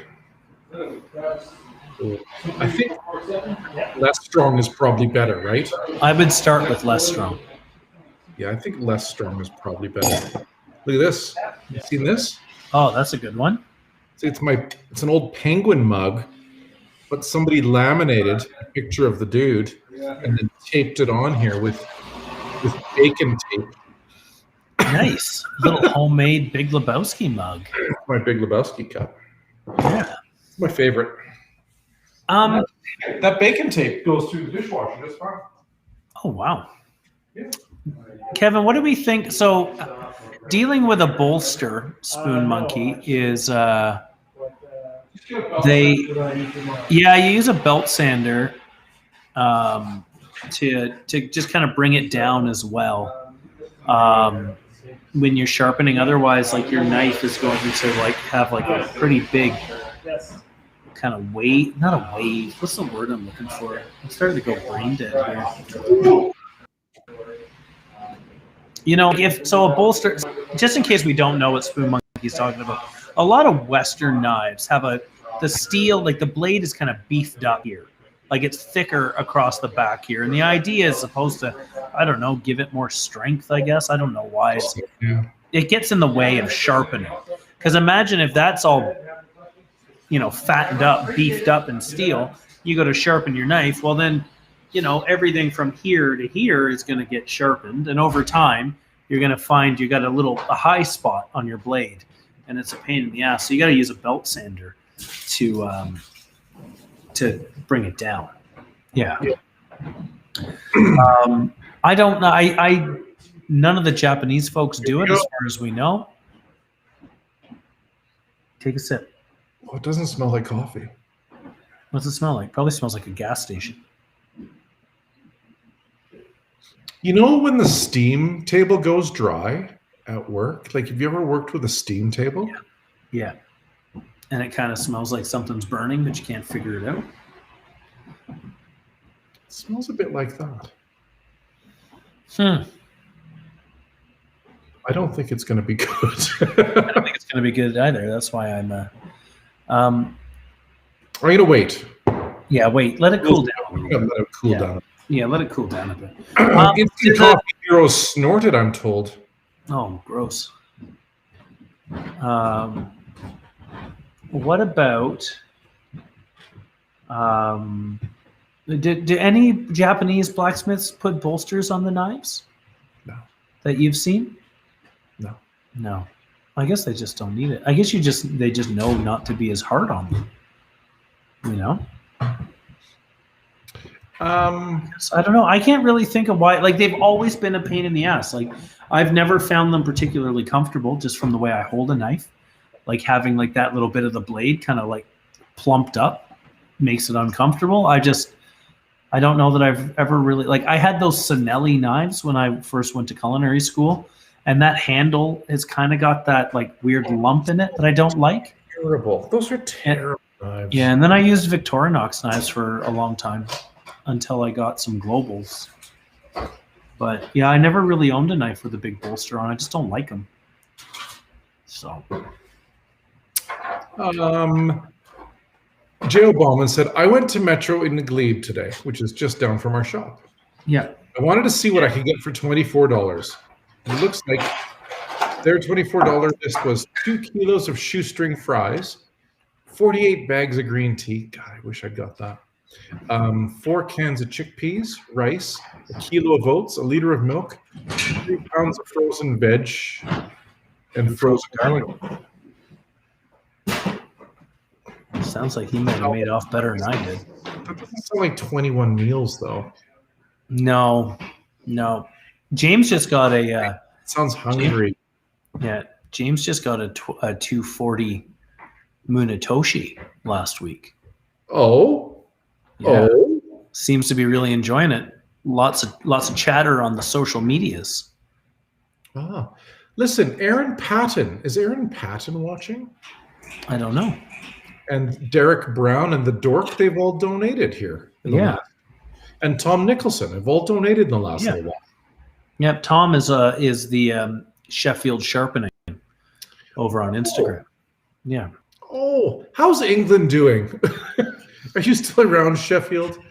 How are things going over there? I keep hearing reports from buddies in London. Like, are you guys actually running out of food? Is it actually like really screwed up right now? Like, I've seen long lines of trucks trying to get across the channel. Like, trucks have to wait 2 or 3 days sometimes to get across. Like, it sounds really disastrous. Spoon Monkey is asking, what's our cheapest 210 and if it is our most sold? No, not our most sold at all. No, not the most sold. Most sold knife is this one here. The Koishi. Well, actually, it used to be when we could get it in stock constantly. Yeah. That was a Koishi 210 was the most sold knife forever. Before that was Yuki, Muskogee Yuki 210. Now, I don't know. I'll bet it's one of the Haruyuki Shisos. Maybe the 210. I bet you the cheapest one is probably like those Tojiro red handles. I think they're like $90 or something. Yeah. But no, Sheffield says it's not great. They're in their 3rd lockdown and they have an incompetent government. Oh, isn't that great? How can countries keep ending up with incompetent governments?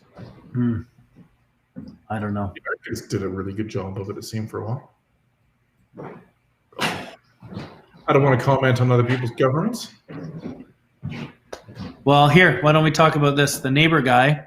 I'm stepping up my cooking game. I want better knives. I'm curious about butcher blocks, though. End grain walnut, end grain maple. What's best on high carbon knives? We find larchwood. Yeah. So they're a Canadian-made board.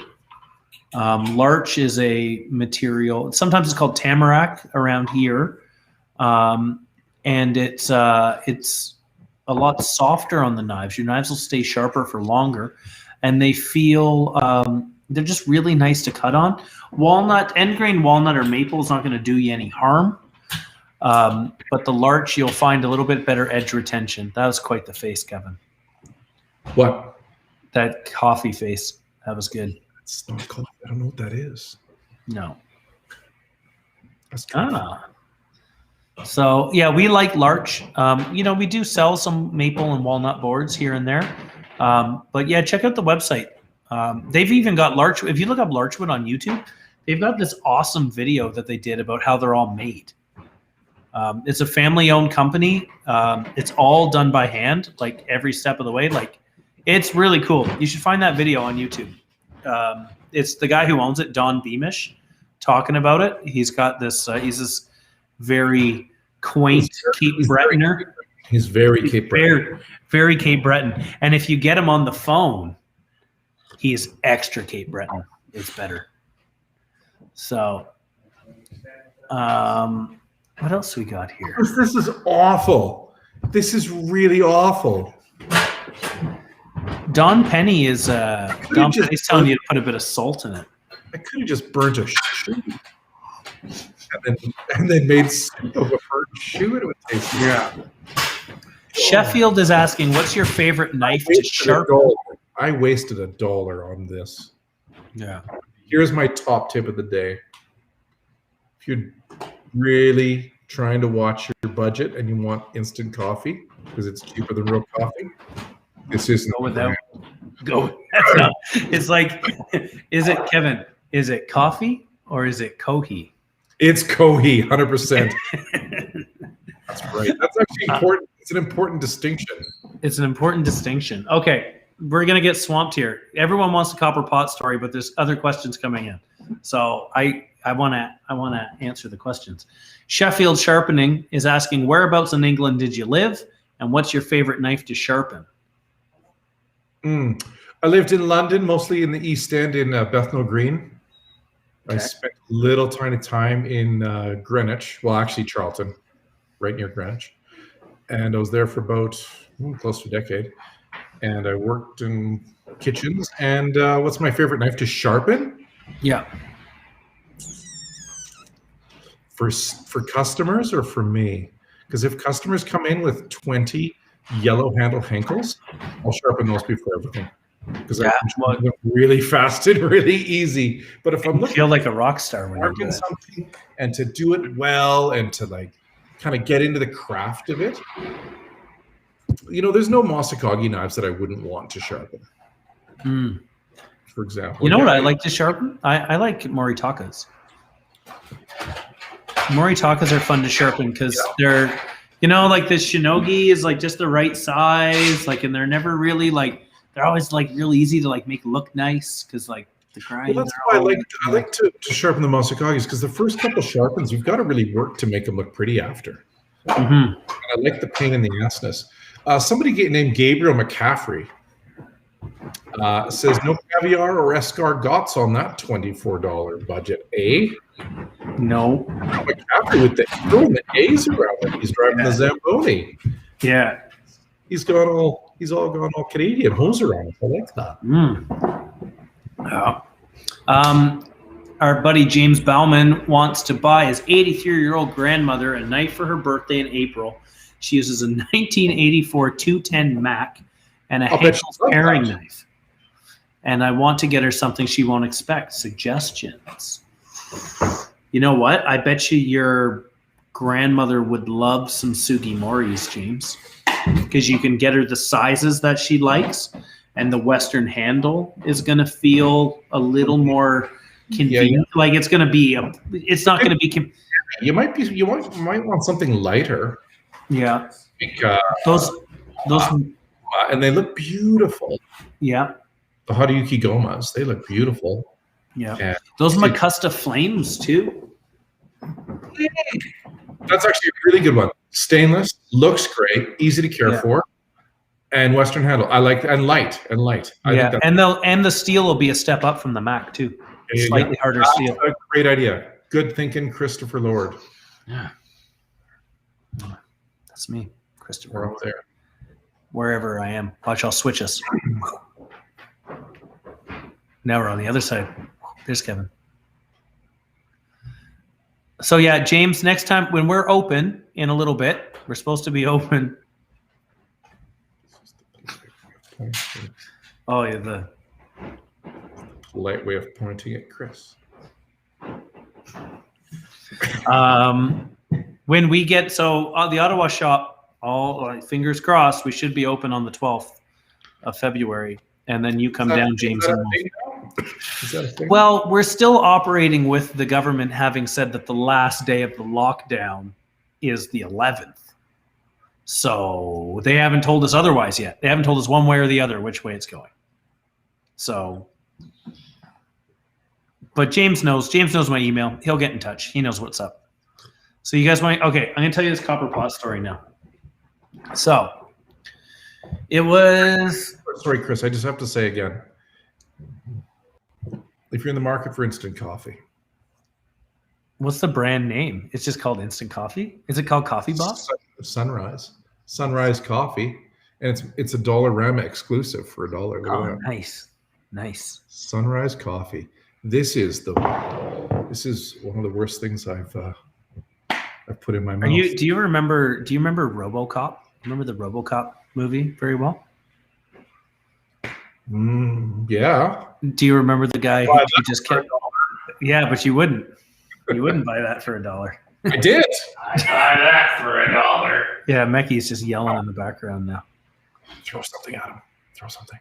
I don't have anything to throw. Okay, There's knives, but Admiral's right. A Takamura has a good handle too. And even those Takamura, the Kuro Gohans, the Tsuchime ones, that'd be a good bet too. That'd be a good bet too. Yeah, we got some options. James. Shoot me an email. So we had these copper pots. I can't remember the name. Gyusokendo was the name of the maker, or the name of the workshop. Gyokusendo. Gyokusendo. They are probably the oldest copper makers around in Sanjo still. Yeah. And they do everything by hand and little hammers and all kinds of strange hammers, like copper workers. If you've ever seen them, they'll have like 9 different hammers and 20 different kind of anvil that they put the copper on. Yeah. Right. So they've got all these different shapes and they do everything. They form everything by hand and different hammers to give different textures and to either to stretch the copper or to dent it. I don't know. It's wild what they do. Yeah. Anyway, sorry. So we had this one pot in the store. And it was Christmas. Oh, John Bennett still worked here. So that had been like 3 years ago. And we had a real busy Saturday. The store was swamped. And this guy comes in. We don't realize it. Actually, someone came up to me kind of mid-shift and be like, who sold the copper pot? Because the pot was like $17 or $800. Like it was up there, right? But so it was like this big, like, who sold the pot? Because it wasn't on the shelf. And I'm like, well, it wasn't me. And it wasn't them. And it wasn't them. And then it like clicked. I was like, oh shit, someone stole it. So I go downstairs and I look we got cameras because we're a business in like the year 2018 at that point. We're all modern and everything. Yeah. So I go down, I look at the cameras and I see this guy clear as day, take it. Got his face and everything. So I take a screenshot of it, take a screenshot of his face. And I put in I call the cops and I put in a report that the thing was stolen. And then we got this idea. I was like, well, maybe I'll give the guy a chance to give it back. So I took a picture, I put it up on Facebook and I said, hey, this guy seems to have forgotten to pay for something. And I'm just hoping to get it back. Well, within 10 minutes of doing that, I've got the guy's name, his address, and his phone number. And his resume. And I've got his resume because he had applied to work at a few restaurants around town. Now, pretty open and shut case by this point, Chris. Pretty open and shut case, yeah. You got the name, address, resume. You know where he's currently working. Yeah. And we got a video of him stealing a pot. Yeah. And I've already called the cops at this point. There's already a police report at this point. So then eventually I phone him and I say, hey, man, is this so-and-so? I'm not going to say his name here, although it's funny, but I won't say it. And you got a funny name? No, but it's funny that I do know his name. He was even on, here's the thing, Kevin, this guy was even on a cooking show when I was in, like, he was on like a Food Network show at one point, this guy. Oh. So now Mecky's over here like, oh, who's he talking about? Now you need to say things like it's not correctly. No. It's no one that I've like. You have to go through now. No, this is an old show. This is an old show. Was he on a show with Ned Bell? No, it wasn't Cook Like a Chef. It was a show. It was a show about the Stratford Chef School. So there you go. Now you can go look and you can just, judge all you like. So I phoned this guy up. I got his phone number. I'm like, hey, it's Chris over at Knifewear. That's so funny. So we didn't know than the cops. Yeah, and he's like, I'm like, I think you've got my, you got my pot. And he's like, yeah, I'm sorry. I was pretty drunk yesterday afternoon. And I was like, okay, well, here's what you need to know is I need you to come down and pay for it. Or I've already called the cops. Like, I need you to come down. You need to come down to the store and you need to pay for it. And he's like, well, what if I return it? And I was like, here's the thing, dude. It's a $1,500 saucepan. You got stoned and heated up your SpaghettiOs in it. And well, now it's not a $1,600 saucepan anymore. It's something that you've wrecked. And so eventually a cop calls me, a detective or whatever, and he phones me. I'm at my parents' house at this point. And he says, we've got Yan from Walk with Yan. Yeah, and it's Don Penny has arrested Yan. Overwalked and underpaid. That was my favorite of Yan's aprons. Walk and roll. But then the cop tells me, he's like, I'm like, because I phoned them. I was like, look, I found out who the guy is. Here's his number. Here's his address. Here's everything you need to know. So the cop calls him and he's like, yeah, so this is a weird one. He's told me that he's taken it. And he's told me that he's confessed to everything. What do you want to do? And I was like, well, he's got to pay for it or we got to press charges. And so then he eventually, it's our friend Nate Haverco. Hello, Nate.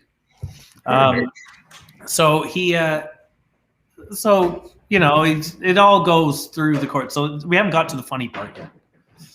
So, it goes through, he's charged, the courts pay for it. Like, he pays for it through the courts and all of that. He's not allowed in the store. Well, then he calls back. It's a garage sale comes around and we're in the middle. This was like 2 years ago now. Well, he phones first day of garage sale and Alex is standing at one end of the store. And he says he's on the phone and, I've just let the crowd in. Like, a bunch of you guys have been to a Knifewear for garage sale. So there's a lineup of 25, 30 cooks out the front door. And I open the door and they all crowd in and whatever. The phone rings right at 10 o'clock. What happened? Had he paid for the pan by this point? He had paid for the pan at this point. So he calls and says, hey, I was wondering if I could I come in for a garage sale if I promise not to steal anything? And then Alex, the assistant manager here, the guy like a lot of you guys know now, he just yells across the room. He's like, hey, it's Buddy who stole the pot on the phone. Is he allowed in the store yet? So because half of the people in the room would know that this guy stole it. Like, it's good gossip, good restaurant gossip. And I said, no, not yet. He's not allowed in the store yet. So then fast forward again. Now we're going ahead a couple of months. He phones and he gets one of the other staff on the phone and starts describing to the staff how he bought this copper pot from Knifewear. And he's like, I'm missing the box. Like, did it come with a box or did it have a lid or anything? And I'm there and I'm thinking, I'm like, I know exactly who we've sold those pots to. And I know because we've only ever had 3 of them in this store. And I know that 2 of them went to the same guy who lives in Kingston. So I click in right away. I'm like, that's the son of a bitch who stole the pot. And he's there. He's asking the staff on the phone if we got a box for it or if he's missing a lid. He's like, yeah, I bought this pot a while ago. So I took the phone. I was like, you didn't buy the pot. You stole it. And he's like, well, I did pay for it in the end. Like, I did pay for it. I was like, we don't have a lid and you're still not allowed in. He paid the police for it like 2 years later. Yeah, it took forever. Yeah. It took forever. And so I court, and then the court paid us, right? Yeah. But so I still see this guy around. And if I see him, if I'm sharpening knives or whatever, I'll point him out. I'll be like, you see that guy over there? That's the guy who stole the pot that time. Don't let him in. And I see he must live nearby here. I see him once a week. So I go through that. I point him out once a week to whomever is nearby to hear me. So, yeah. I love the part when he just goes, "Oh, is there a box or a lid or something for this pot I bought?" that I bought 2 years ago. But Kevin, I didn't react the way. Oh, we are Haverco, Nate. We are on YouTube. If you want to do that, and O'Connor purchased a Watanabe 210 Gyuto. Watanabe 210 Gyuto. Several months back. Have we gotten more? That must have been a garage sale thing. Wait for May. We're going to get more in May. And Maxime says, do you think he's watching right now? If he is watching right now, get the hell off my stream. Yeah, don't even look at us. You're cut off. Don't even look at us, man. Cut off. Don't even think of our names. Yeah. Out. Yeah. You know what, Everett? If you're in the store and he's here, I'll show him to you. I'll point him out. I don't care. There's also the guy who tried to steal an oyster knife one time. I point him out to people too. Yeah, I got that back though. Chris, don't do that. Don't chase people down the street and demand them give things back that they've stolen. Like that happened. I shouldn't. Jillian, all 93 pounds of Jillian, ran out the store and chased this lady down that had put a small hatchet in a bag that she was carrying. And Jillian went running down the street. Jillian's tiny. Yeah, although I'd sooner fight you than I'd fight Jillian. Oh, she'd kick you right in the balls first. Yeah, she'd end you. And then mustache pulls. But yeah, she's like demanding this lady give this knife or this axe back in the middle of the street. Yeah. Don't do that. Let them steal. For the record, everybody, I have gotten in trouble for this on more than one occasion. I am definitely an act first, think later type of person. So I am not giving you life advice. I'm just telling you dumb things I've done. Okay. Don't do what he's done. Yeah. If you work in retail, there is somebody who is supposed to take care of the shoplifters. In our case, it's the police, not me. Not you. It's not me. But I got the last one. All right, long stash chow. Yes, exactly. Chasing people that steal a knife is a bad idea. Chasing people that steal an axe is a bad idea. Yeah. Do it. Yeah. Over on Instagram, well, we got Edgar's asking about our top 5 favorite types of steel. That's a good question. Nate is okay. So Nate was asking us about Uda knives, UEDA. He just got one. Got a Nikiri. I've never heard of those. Are they from Japan? I don't know them. EDA, wait. It's a Japanese name, Wada. Yeah, I've never heard of those ones. And paintings behind me, painted by Judy Wada. Ah. And then O'Connor, who had purchased the Watanabe 210. Watanabe. This. Oh, there's an extra N in there. Is that how you spell it? Wantan? Watanabe. Oh, it's just the N before the T that's screwing me up. I don't speak Japanese, Kevin. Oh, why not? Well, you're lucky you get this much English out of me. Why not? Speak Japanese. I try. But they also, they're very lucky. They also have a 240 Shigafusa. Wondering if we'll get a 210 Shigafusa in. So we get all the Shigafusas we can, and the moment they come in, they get sold. They get sold within 10 minutes. Get yourself, again, on the list. If you see a knife on our website that's hard to get, like the Shigafusas or the Tinker Tanks, if you want one, there's a button that says notify me when available. Press that button, put your info in there. You will get an email when it's available. Buy it as soon as you get the email. That's how you get those things at our shops. And I wish it could be better, but I'm sorry, that's the best we can do. Yeah. We get with them, and the demand is so high.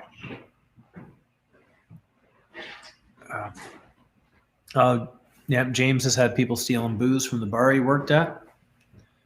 And then Nate is saying that these Weta are from Japan. He got someone from a company in San Diego, got some from a Japanese blacksmith. I don't know, man. Those are a new one to me. Yeah. Oh, that's how O'Connor got the 240. Awesome. So yeah, they do come in.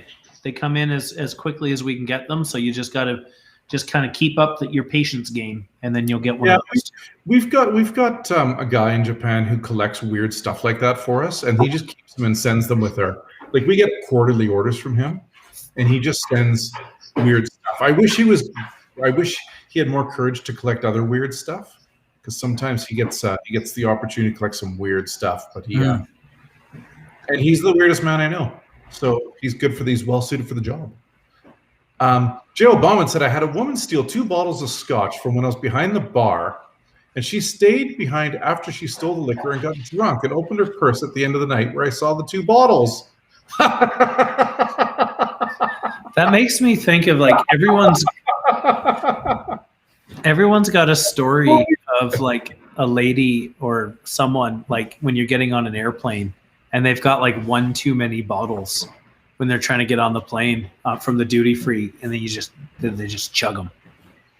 I saw that in Kelowna. I saw a lady chug a Mickey of brandy. It wasn't full. It was already dipped into. Yeah. But she just go, and walk through. Yeah. Amazing. Yeah. I gave up a bottle of scotch once at Vancouver airport because I bought it at duty free in Japan, and then I had a connecting flight in Vancouver, and I didn't go and pack it in my bags, and what was the end of that? I was able to bring. I had to do that when I came back from Japan last time because I bought some Nihon shoe for Gabriel McCaffrey. I had to do that. Oh, that's just a good question. Anyways, how many pint glasses do you have in your cupboard that you didn't buy? Now that I'm in my 30s, less. But when I was in my 20s, all of them. Currently, none. Zero. I do. But the number might have been different when I was younger. Yeah, that's how you get glasses. Totoro says, I like this. Can I answer this one? I like this one. Yeah. I received a new knife this week by one of the Takafu's blacksmiths. I don't think he got it from us because he says it's really blunt. Yeah, some blacksmiths don't really make it very sharp, but we make sure things are blazing when it goes out. That's kind of our goal. And a lot of our knives, like a lot of the blacksmiths don't do very good edge, so we actually get Shibata-san to sharpen a lot of stuff for us before it leaves Japan. Yeah. And Not on the Run, my friend Lana in London, she says, yes, I have 4 pint glasses in my that may have come from the local pub. Yeah. Well, sometimes you just you get a beer for the road, and you mean to bring it back, but you don't. I actually used to work with this guy. I think he lives out in Kelowna now, or he's in. I know he's in BC for sure. He was in Kelowna for a bit, but he used to get drunk and he'd order pizza. But it happened often enough that he would have to go into the pizza place on his way to work and pay for the pizza the next morning because he'd pass out. And then the pizza guy would just be banging on the door and he'd leave him there. And James always felt so terrible after he'd go to the place and then, like on the way to work the next day and like give him $50 or whatever. Didn't even get the pizza. Yeah. But Nate, I think this is maybe a good public service announcement for any people that you should be careful when using a mandolin, which are the little Ben Rinner slicers. Can't even look at them without all the hair on my arm sticking up. Yeah. Oh, Use the guard. I have been so injured. Oh. Yeah. Yeah. I used to have the worst. They're harder to see now, but I've got all kinds of little scars across the palms of my hands from the not from like getting the whole big blade, but the little blades, like for the juliennes and stuff. Those scratch me up. Just a rib in your thumb. Oh, yeah. Guys, let's stop talking about this is getting gross. Can't. Getting gross. Here, Sheffield's got a good question. This is worse than my coffee. Yeah, you know a fair bit about this kind of stuff. What other crafts are the Japanese really, really good at? Making paper, Paper. arranging flowers, making swords, making scissors, making sharp things, Yeah, sharp things. making paper. Pottery. That's really good. Pottery, yes, pottery. Yeah. Making food. Yeah. I love food in Japan. The thing I liked about now you've been to Japan many more times than I have. Nathan says jazz. Yeah. You've been to Japan more than me, but one of the things that I found when I was wandering around was that everything is just so Japanese. Like it's very little like outside kind of culture. Like when you look at like a sake cup or whatever, like it was made in Japan. There's just something about it. Like there's just like I don't know, you just don't see stuff like that. Also, like even like, Sheffield, I got a pair of glasses. Like there's like a town in near Takafu that is known for making glasses. Like there's just like specialists everywhere. It's pretty cool. Fishing reels, fishing rods as well, golf clubs, pretty much anything. Yeah. Jeans, denim, plastic. Oh yeah. Plastic food. I got a pair of fancy Japanese denim jeans. Are they naked or famous? They're both, and they say fuck off on them. That's rude. It is. It's pretty funny because one time, they're like raw denim, I wear them a lot, but I had them over at dinner at Gabriel McCaffrey's house, and he noticed. It says it on the cuffs, like when you roll up the bottom, there's just like a little line, and he's like, "I see your pants." Yeah. Probably not the first time he's heard that word. No. So, what else have we got? What's the scar you have from cooking? Here's mine. I cut the end of this finger off, my driving finger. Yeah. I chopped the end of this one off with this knife. Years ago. But I chopped it like that. So I took off the whole nail. Yeah. Fingers are a really, really good design because if they were like a hot dog, I'd have no finger left. But what happened is I hit the bone and then just went down like that. And I cut off most of the finger. I had like kind of like just like 2 millimeters of a nail left, and the rest was just meat.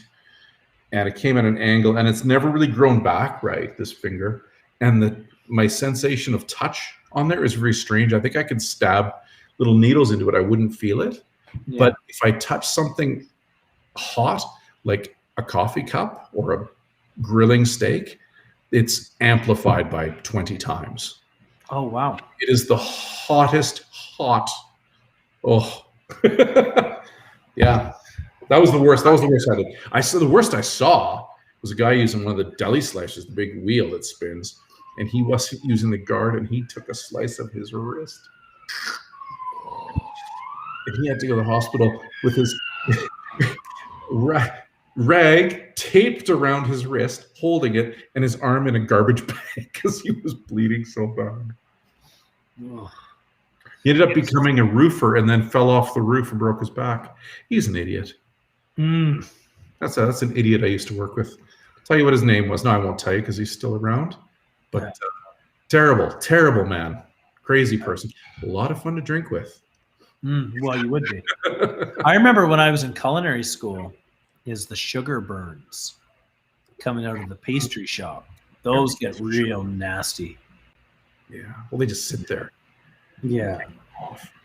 Yeah, and then you go to pull it off, and there goes chunks with it. I worked with a guy, but I was not working this night that this happened. But apparently he had something in his top pocket, probably gaspers or coffin nails, that sort of thing. And it fell out into the fryer, and he reached down and like into the fryer. And then apparently pulled it up, and all the skin just... Yeah. That's terrible. I never saw him after that. He never ever showed up again. No. But that sounded like a horrible situation, and I wasn't there. Nice. Well, here. Okay, this is a terrible stories. Telmo is bringing us back in. Thank you. Yeah. So, yeah, we don't often go off on injury tangents. I think you and I are just not smart because we have a really hard diet right now. And I think our brains are not getting enough carbs to work. Yeah. So in 2 days, imagine how ridiculous we'll be. I'm going to be miserable by Thursday. Yeah. Yeah. So my top 5 steals. I don't know if I can rank them. Blue. Magnum. I really like, I think my favorite is Algami Super. I think Algami Super is my favorite steel. Why? I think, well, it's some of the hardest. So it makes the sharpest knives that aren't horribly hard, like horribly difficult to sharpen. I think, yeah, but I've also veered off quite a bit, like over the past couple of years. I've got a bunch more like powdered stainless steels because I'm used to a certain level of sharpness, but without the extra maintenance because of having cooking for the kids at home and whatnot. Like I would like to say that I could like get all my dishes done and clean my knife before I have to do something else, but you have kids, that's not the way it goes. Sometimes the knife gets put on the cutting board and you're occupied for the next 2 hours. So, but I would say top pick Algami Super. Second to that, I like R2 or SG2. No, I like the SRS 15, and then I like R2 or SG2. Mm-hmm. Yeah. It's just starting to sound like my list.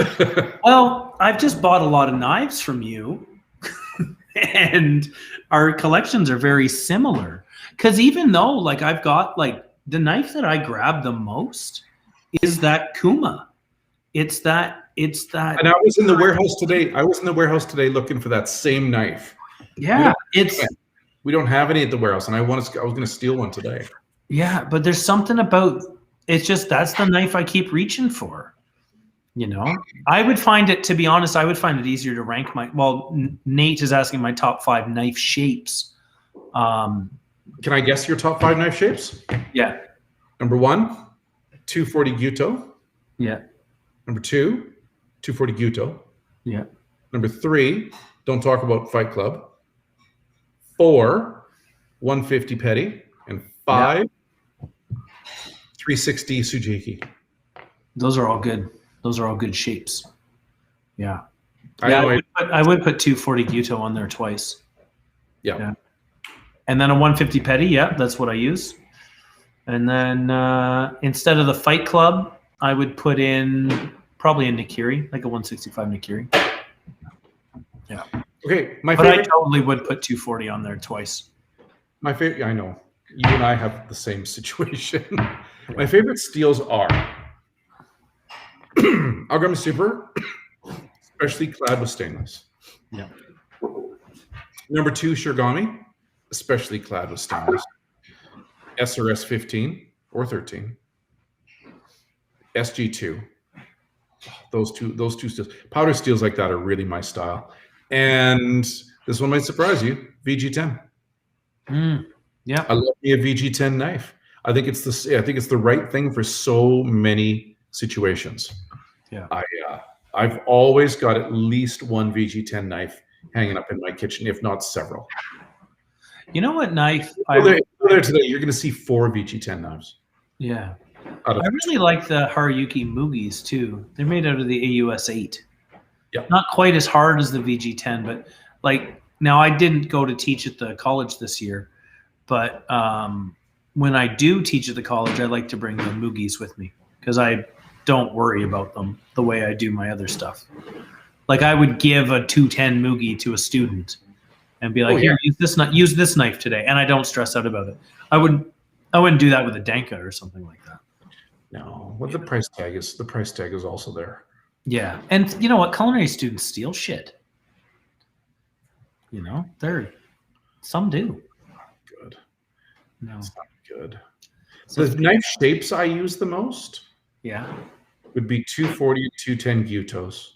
yeah, Would be a 270 or 300 Sujihiki. yeah.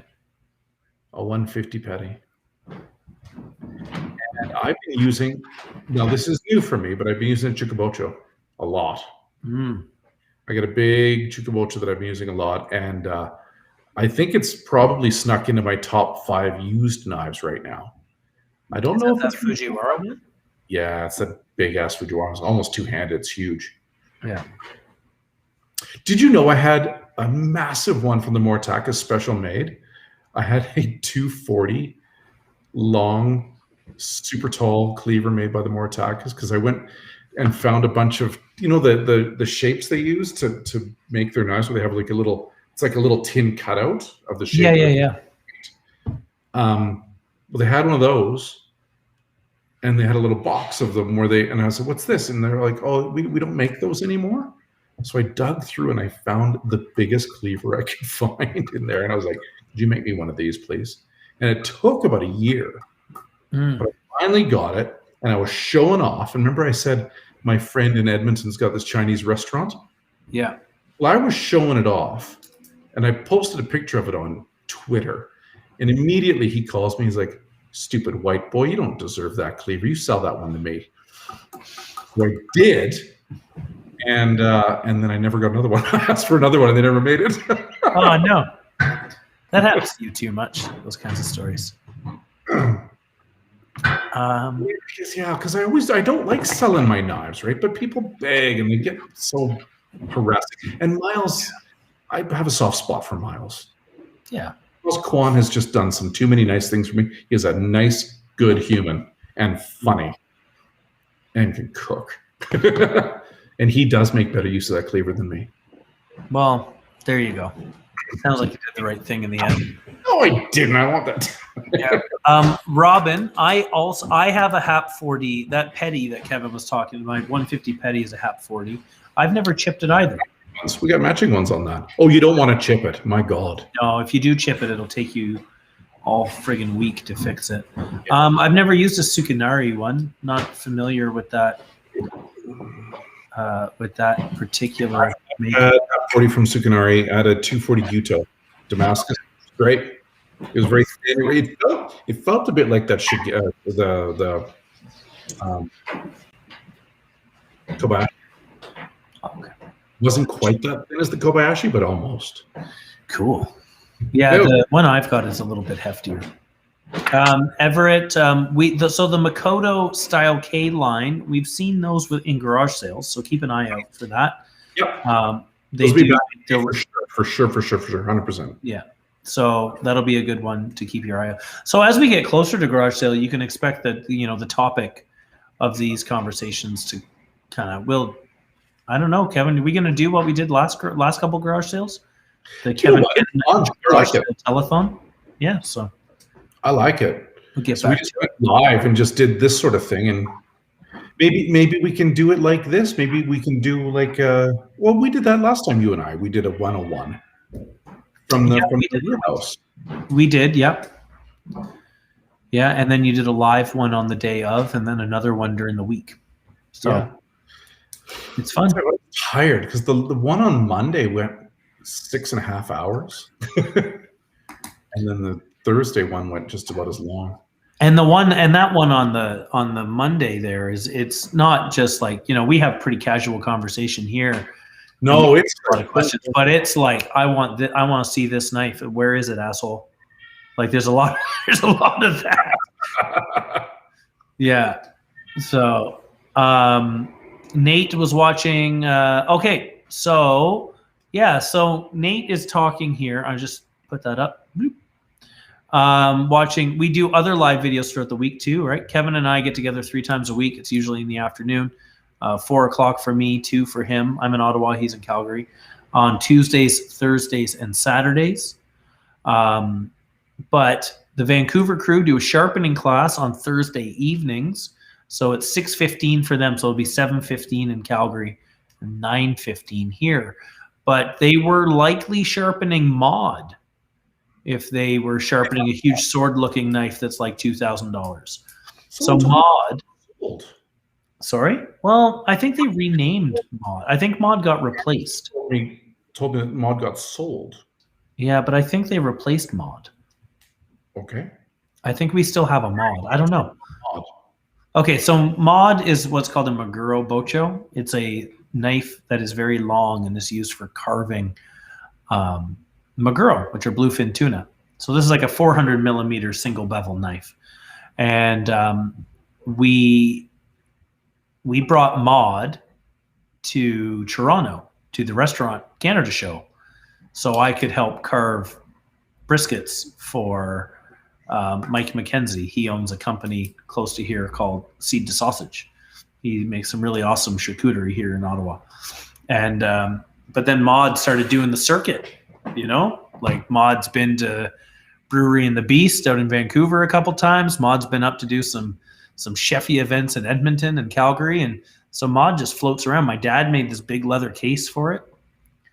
It's kind of, you look like a, well, it almost looks, sorry? Yeah, it's more of a quiver. Like it's a big leather tube. And you put the knife in the tube so it's safe. That's cool. Yeah, and it says Maud on the strap. You know who was involved in making Maud was Toro that used to work with us. That's right. So yeah. Toro worked with us. He was actually that's how Naoto came to us. Him and Toro were roommates. So Toro was working at Knifewear with us, and he quit to go back to Japan because he wanted to get into knife making. He's got a knife sharpening business now on Shikoku in Toshi, I think. Anyway, maybe no, he's a Matsumura. And anyway, when he left, he said, "Oh, I've got a friend to take my job," and it was Naoto. So, and I knew Naoto because he was the worst waiter in the world, Chris. You know, the waiter that just forgets everything and isn't really good, and things don't really show up on time, and flustered. He was that guy. Nice. I agree when I say that because he's like, "I was a good waiter." I'm like, "No, Naoto, you were a terrible waiter.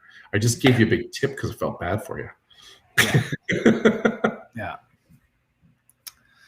Yeah. We got Uber Hype is asking you number 1 or number 2 Shirogami, or does it even matter?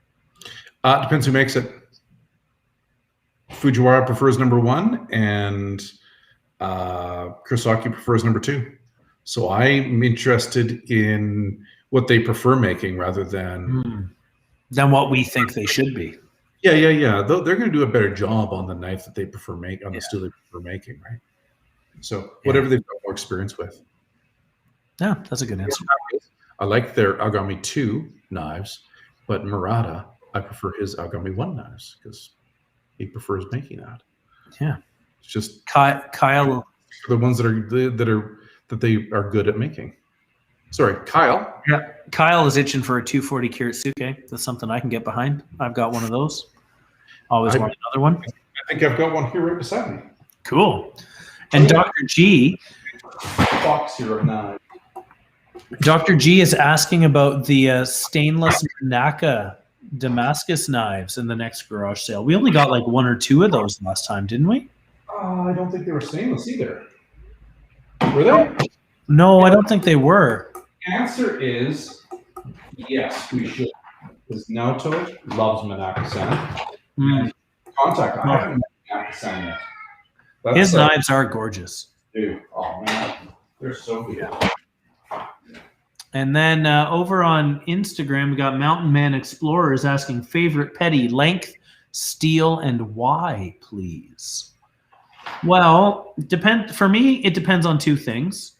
If I'm going to use it as more of a utility knife, as more of a butchery knife, I prefer a 150. If I'm going to use it for all of my little kind of fiddly kitchen jobs, I prefer a 120 or a 1. I like the 135s, to be honest. Hand jobs? Like jobs? Yeah. I've called them that before. Yeah. Like hand jobs, like the jobs you do in your hand. Yeah, kitchen old fashions, they call them. Ooh. That would be a 240 Kiritsuke right there. That's a 240 Kiritsuke with Kiritsuke disease. See the tip? Kiritsuke disease, is that what we call it? Tip is broken right off. See that on Instagram? The tip and see that on that. That is well, that's something that usually that can happen a little more easily with a because they're not because it's too narrow. It's too narrow at the tip, so they just break off. Yeah. So there you go. There's my knife, and I love this knife, and the tip's broken off. So when you break the tip off your Kiritsuke, just say, well, Kevin broke his, so it's not a big deal. It's not a big deal. It happens. He broke his and hasn't fixed it yet. Loser. So, and then what do we got over here? Yeah. A 120 petty might not be a different shape or a different size than a 150 because he says surprisingly his smaller 120 is taller than a long 150. It depends, right? Every maker makes different things. I know that like Asai-san, he was still making knives when he was still alive. His 135s are tall. They're really tall, but the 150s were short. And the 120s were short too, but the 135s were really tall. I don't know why, but I really liked it. I've got one as well. Like those Fujimoto baby Debas. Like those Ajikiri Debas from Fujimoto. They're like 105 millimeters long. They're short, but they're tall. Yeah. That's a good knife for like breaking down a chicken. Like if you're like just taking the breast off a chicken or something like that. No. Oh, Kevin, Damon's referencing a pretty deep cut. You should sharpen the tip of your knife down by the river. All right. Yeah. I'm going to say about that. I hadn't thought about that in a while. All right. Well, we don't have to talk about it. But here, this will be, unless you guys like flurry us with questions, this will be among the last of them because Kevin and I are fading, and I can tell. And each of us are just too brave to say, or too proud to say anything about it. But is there a steel that you would like to see Japanese makers use that they don't? I don't know what Maximet is, but is there a type of steel that you think? No, I've never even considered that. I've never even considered it. I do. I don't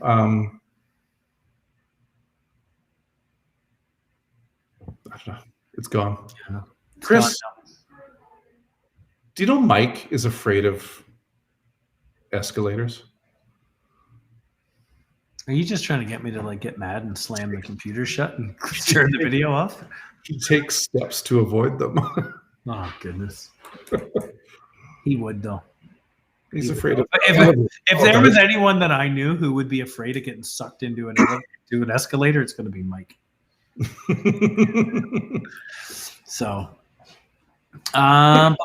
think you can make a knife from Katsuobushi. You know what? I've seen some pretty messy. I saw. You know the guy that makes knives out of like Jello and. Yeah, I did. He made one out of Katsuobushi. Oh, did he? Yeah. Oh, neat. Yeah, I've seen the Jello one where it's like the gelatin like cooked way down. Yeah, it's so weird. He's a weird man. He's a weird person. Yeah. So I guess it turns out, Everett, we don't need to think about it. Apparently, it's been done. Yeah, and I don't have to.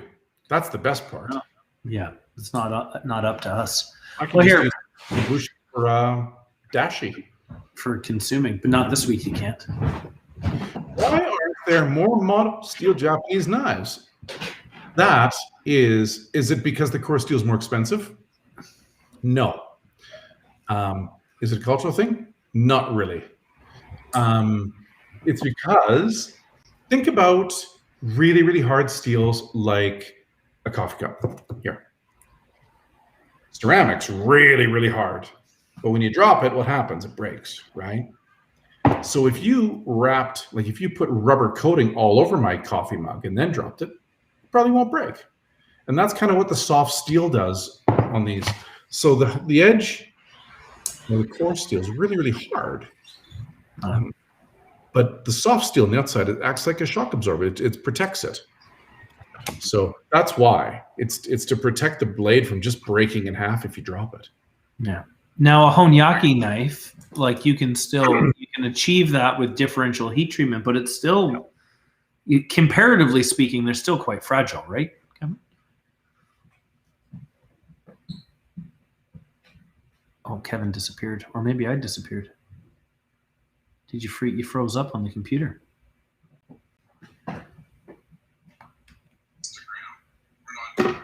Sorry? Oh, you disappeared on my. Oh yeah, we froze up there for a second. Oh, I don't know why, but I was going to start saying goodbye. Bye, Damon. Bye, bud. Bye. So, yeah, well, we had some. We talked a lot about the Operation Come Home $24 challenge today. We also, if you're interested in making a donation, I put the link up in the chat. I can do it again for those. For those of you who are still around. I popped that up there for you. So Kevin wrote a blog post about what we're up to with a couple of links there. If you would like to donate, it would be much appreciated. If you're not able to, maybe what you could do for us is kind of share that blog post around, maybe on your Facebook or Twitter, whatever you might have, would be a big help. A lot of good questions again today. We got a new knife, the new Sakai Ul knives. Those are going to be fun. I'm excited to see those. And then, I don't know, you got anything else there, Kevin? Or are you locked up again? Yeah.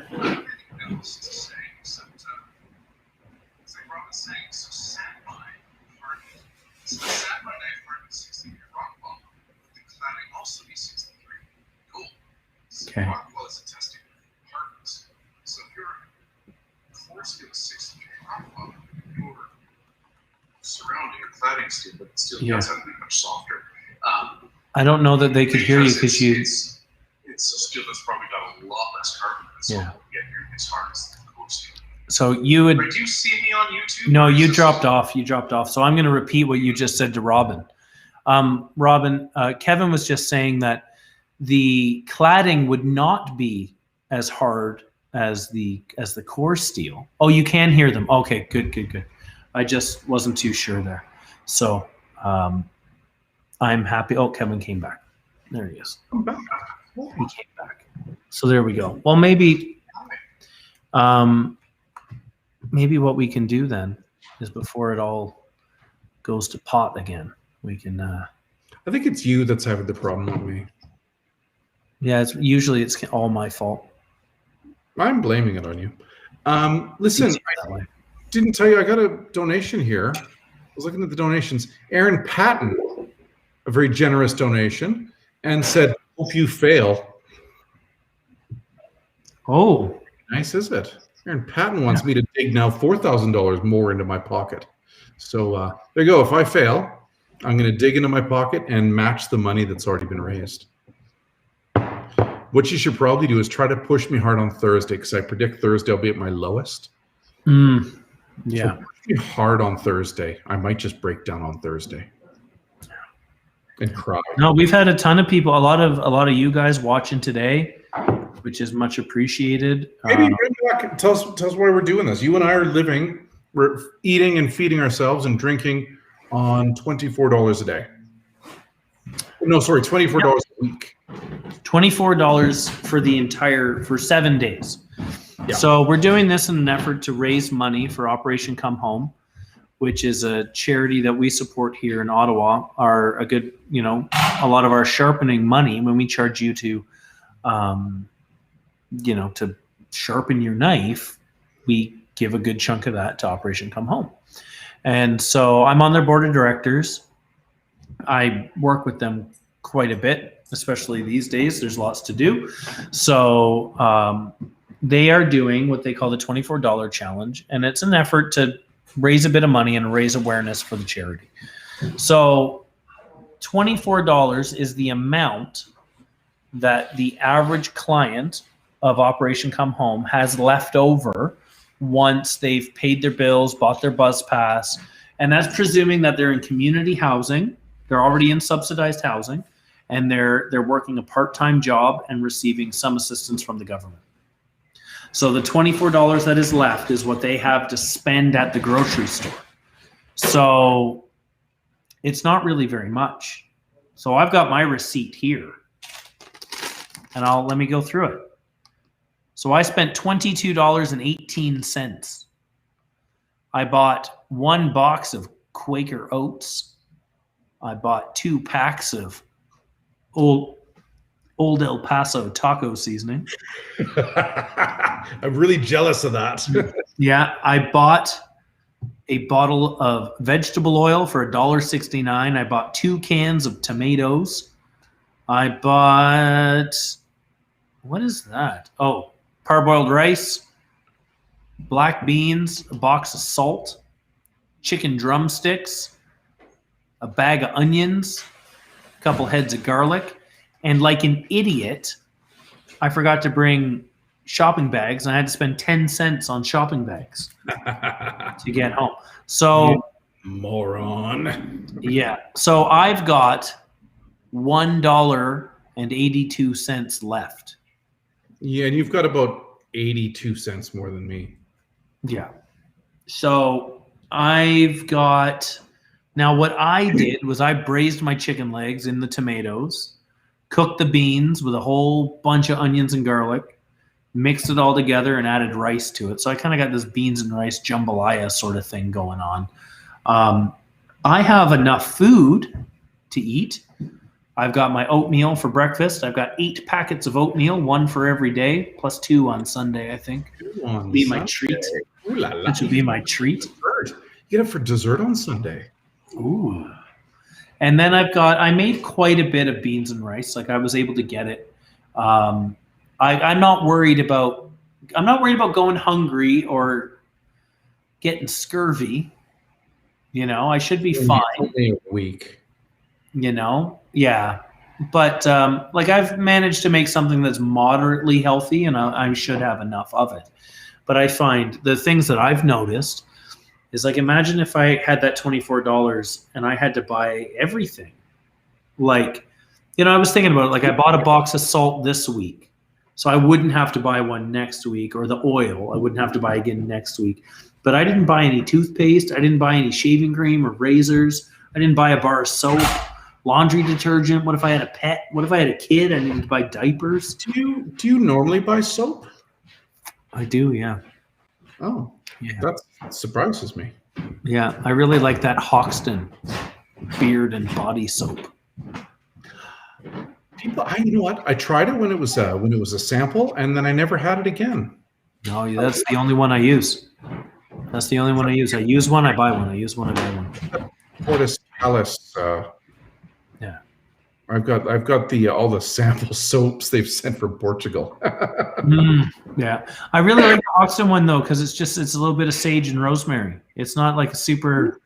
That's nice. You know? Yeah. No, and it's good in my hair and my beard too. Like it's kind of meant to be the whole. Yeah. Chris says you don't need soap in a pandemic. Everyone's wearing a mask and standing 10 feet away from you. It's true. Well, that's why I've grown very lax on shaving.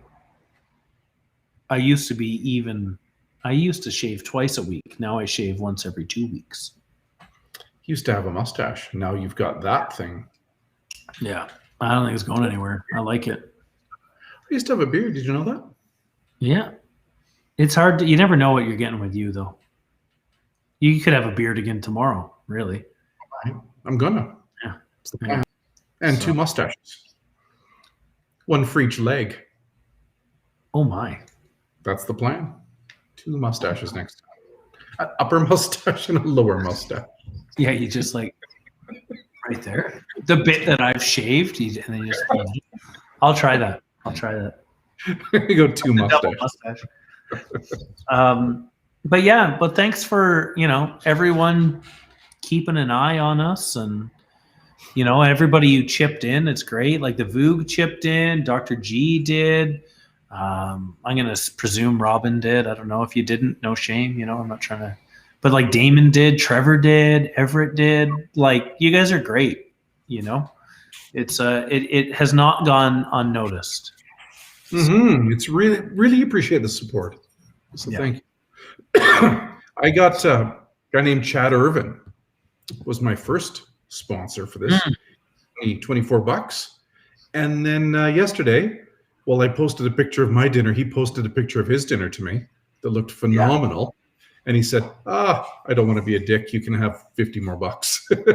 So he posted a picture of his lunch to harass me. and then felt bad and threw in some more money. Chucked in $50, so I didn't feel bad about it. That's great, yeah. So if you want to send me lunch menus, like if you want to send me pictures of what you ate and then donate $50, go for it. I'll allow that. It will also be torturous. I cannot tell you how good his roast beef and broccoli and baked potato looked. Oh man. It was vicious. Oh, it was good. Yeah. It looked good. It looked like he had some kind of a cheesy sauce on his potato too, which I can totally get behind that. Yeah, I need that. Luckily, I ate some chicken with elbow macaroni tonight. I got a tiny breast of braised chicken, and I might have already eaten all the food I'm allowed for today. I don't know. If I eat any more, I'm cutting into tomorrow, you know?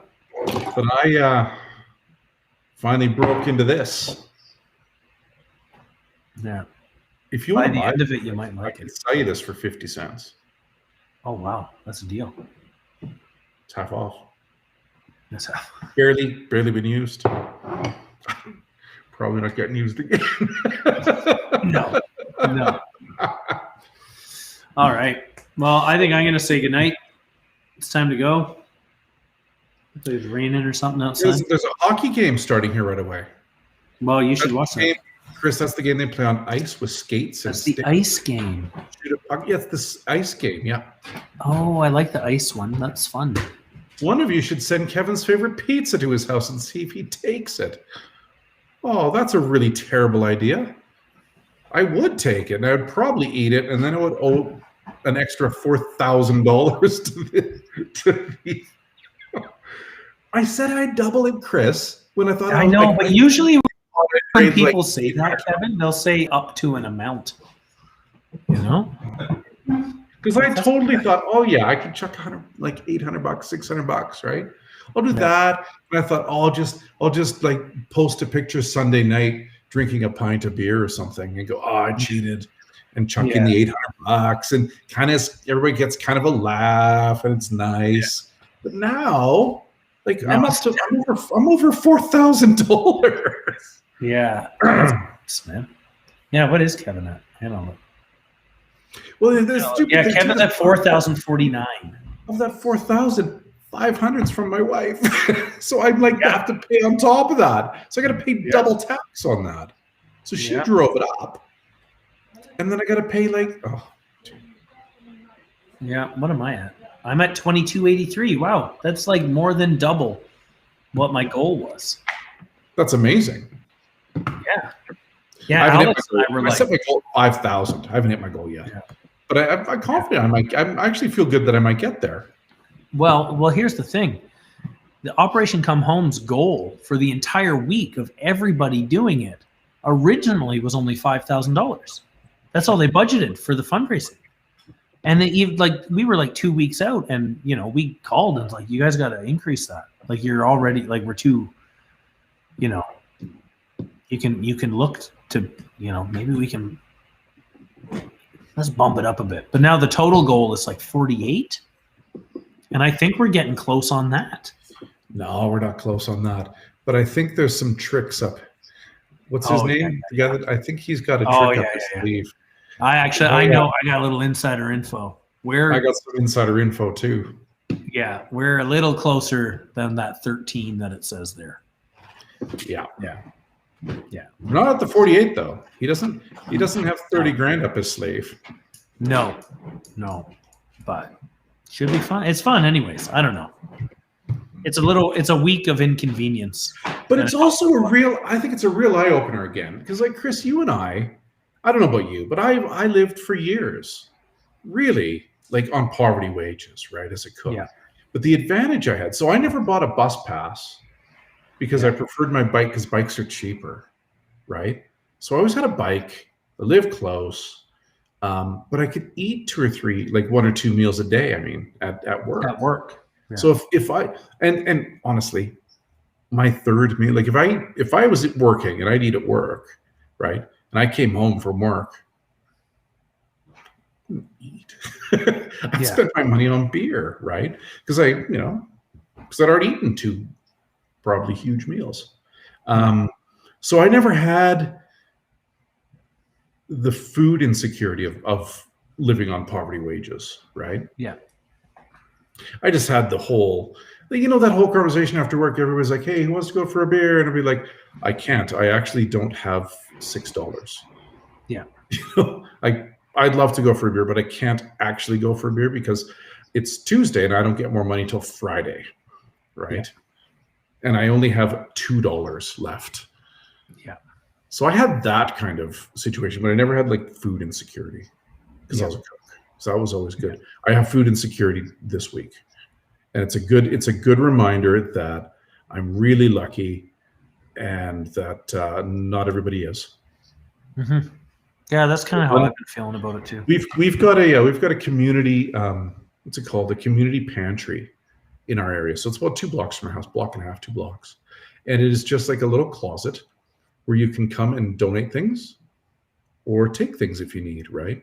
So we actually just rounded up a bunch of stuff and put a bunch of dried goods in there today, boxes of crackers and bags of pasta and that sort of thing. And just made a huge donation for it because I forget that these things need help sometimes. Yeah. We were really good at filling it before the pandemic. We were really good at bringing money or goods to the food bank all the time. But this whole pandemic thing started and it kind of threw us around. So it's good that we're back. So it's just a really good reminder, right? That a lot of people are food insecure. And how hard $24, how hard it is, right? So anyway, it was a bit sober. Chris, I enjoyed our time. Yeah. I enjoyed our time. Is it 4:30? Oh, yeah, man. Yeah. You got to go home. Hours today. Yeah. Wow. Time flies when you're having fun talking about the guy who stole the copper pot. What a dick. Oh, yeah. I'll have another good story next week. I'll think of something. I'm always good for a story. Listen, Nathan tells me we have to do we have a drink every time someone says knife show. So apparently we're doing that show with dad jokes as well. So I don't know what that means, but I'm pretty excited about the dad joke part of it. What beverage would we have? Because I don't think it could be gin. No. No, it's got to be like some kind of light beer. If it's every time someone says knife. Yeah, not one of those stupid IPAs that's 9%. No. All right. All right. Talk to you guys later.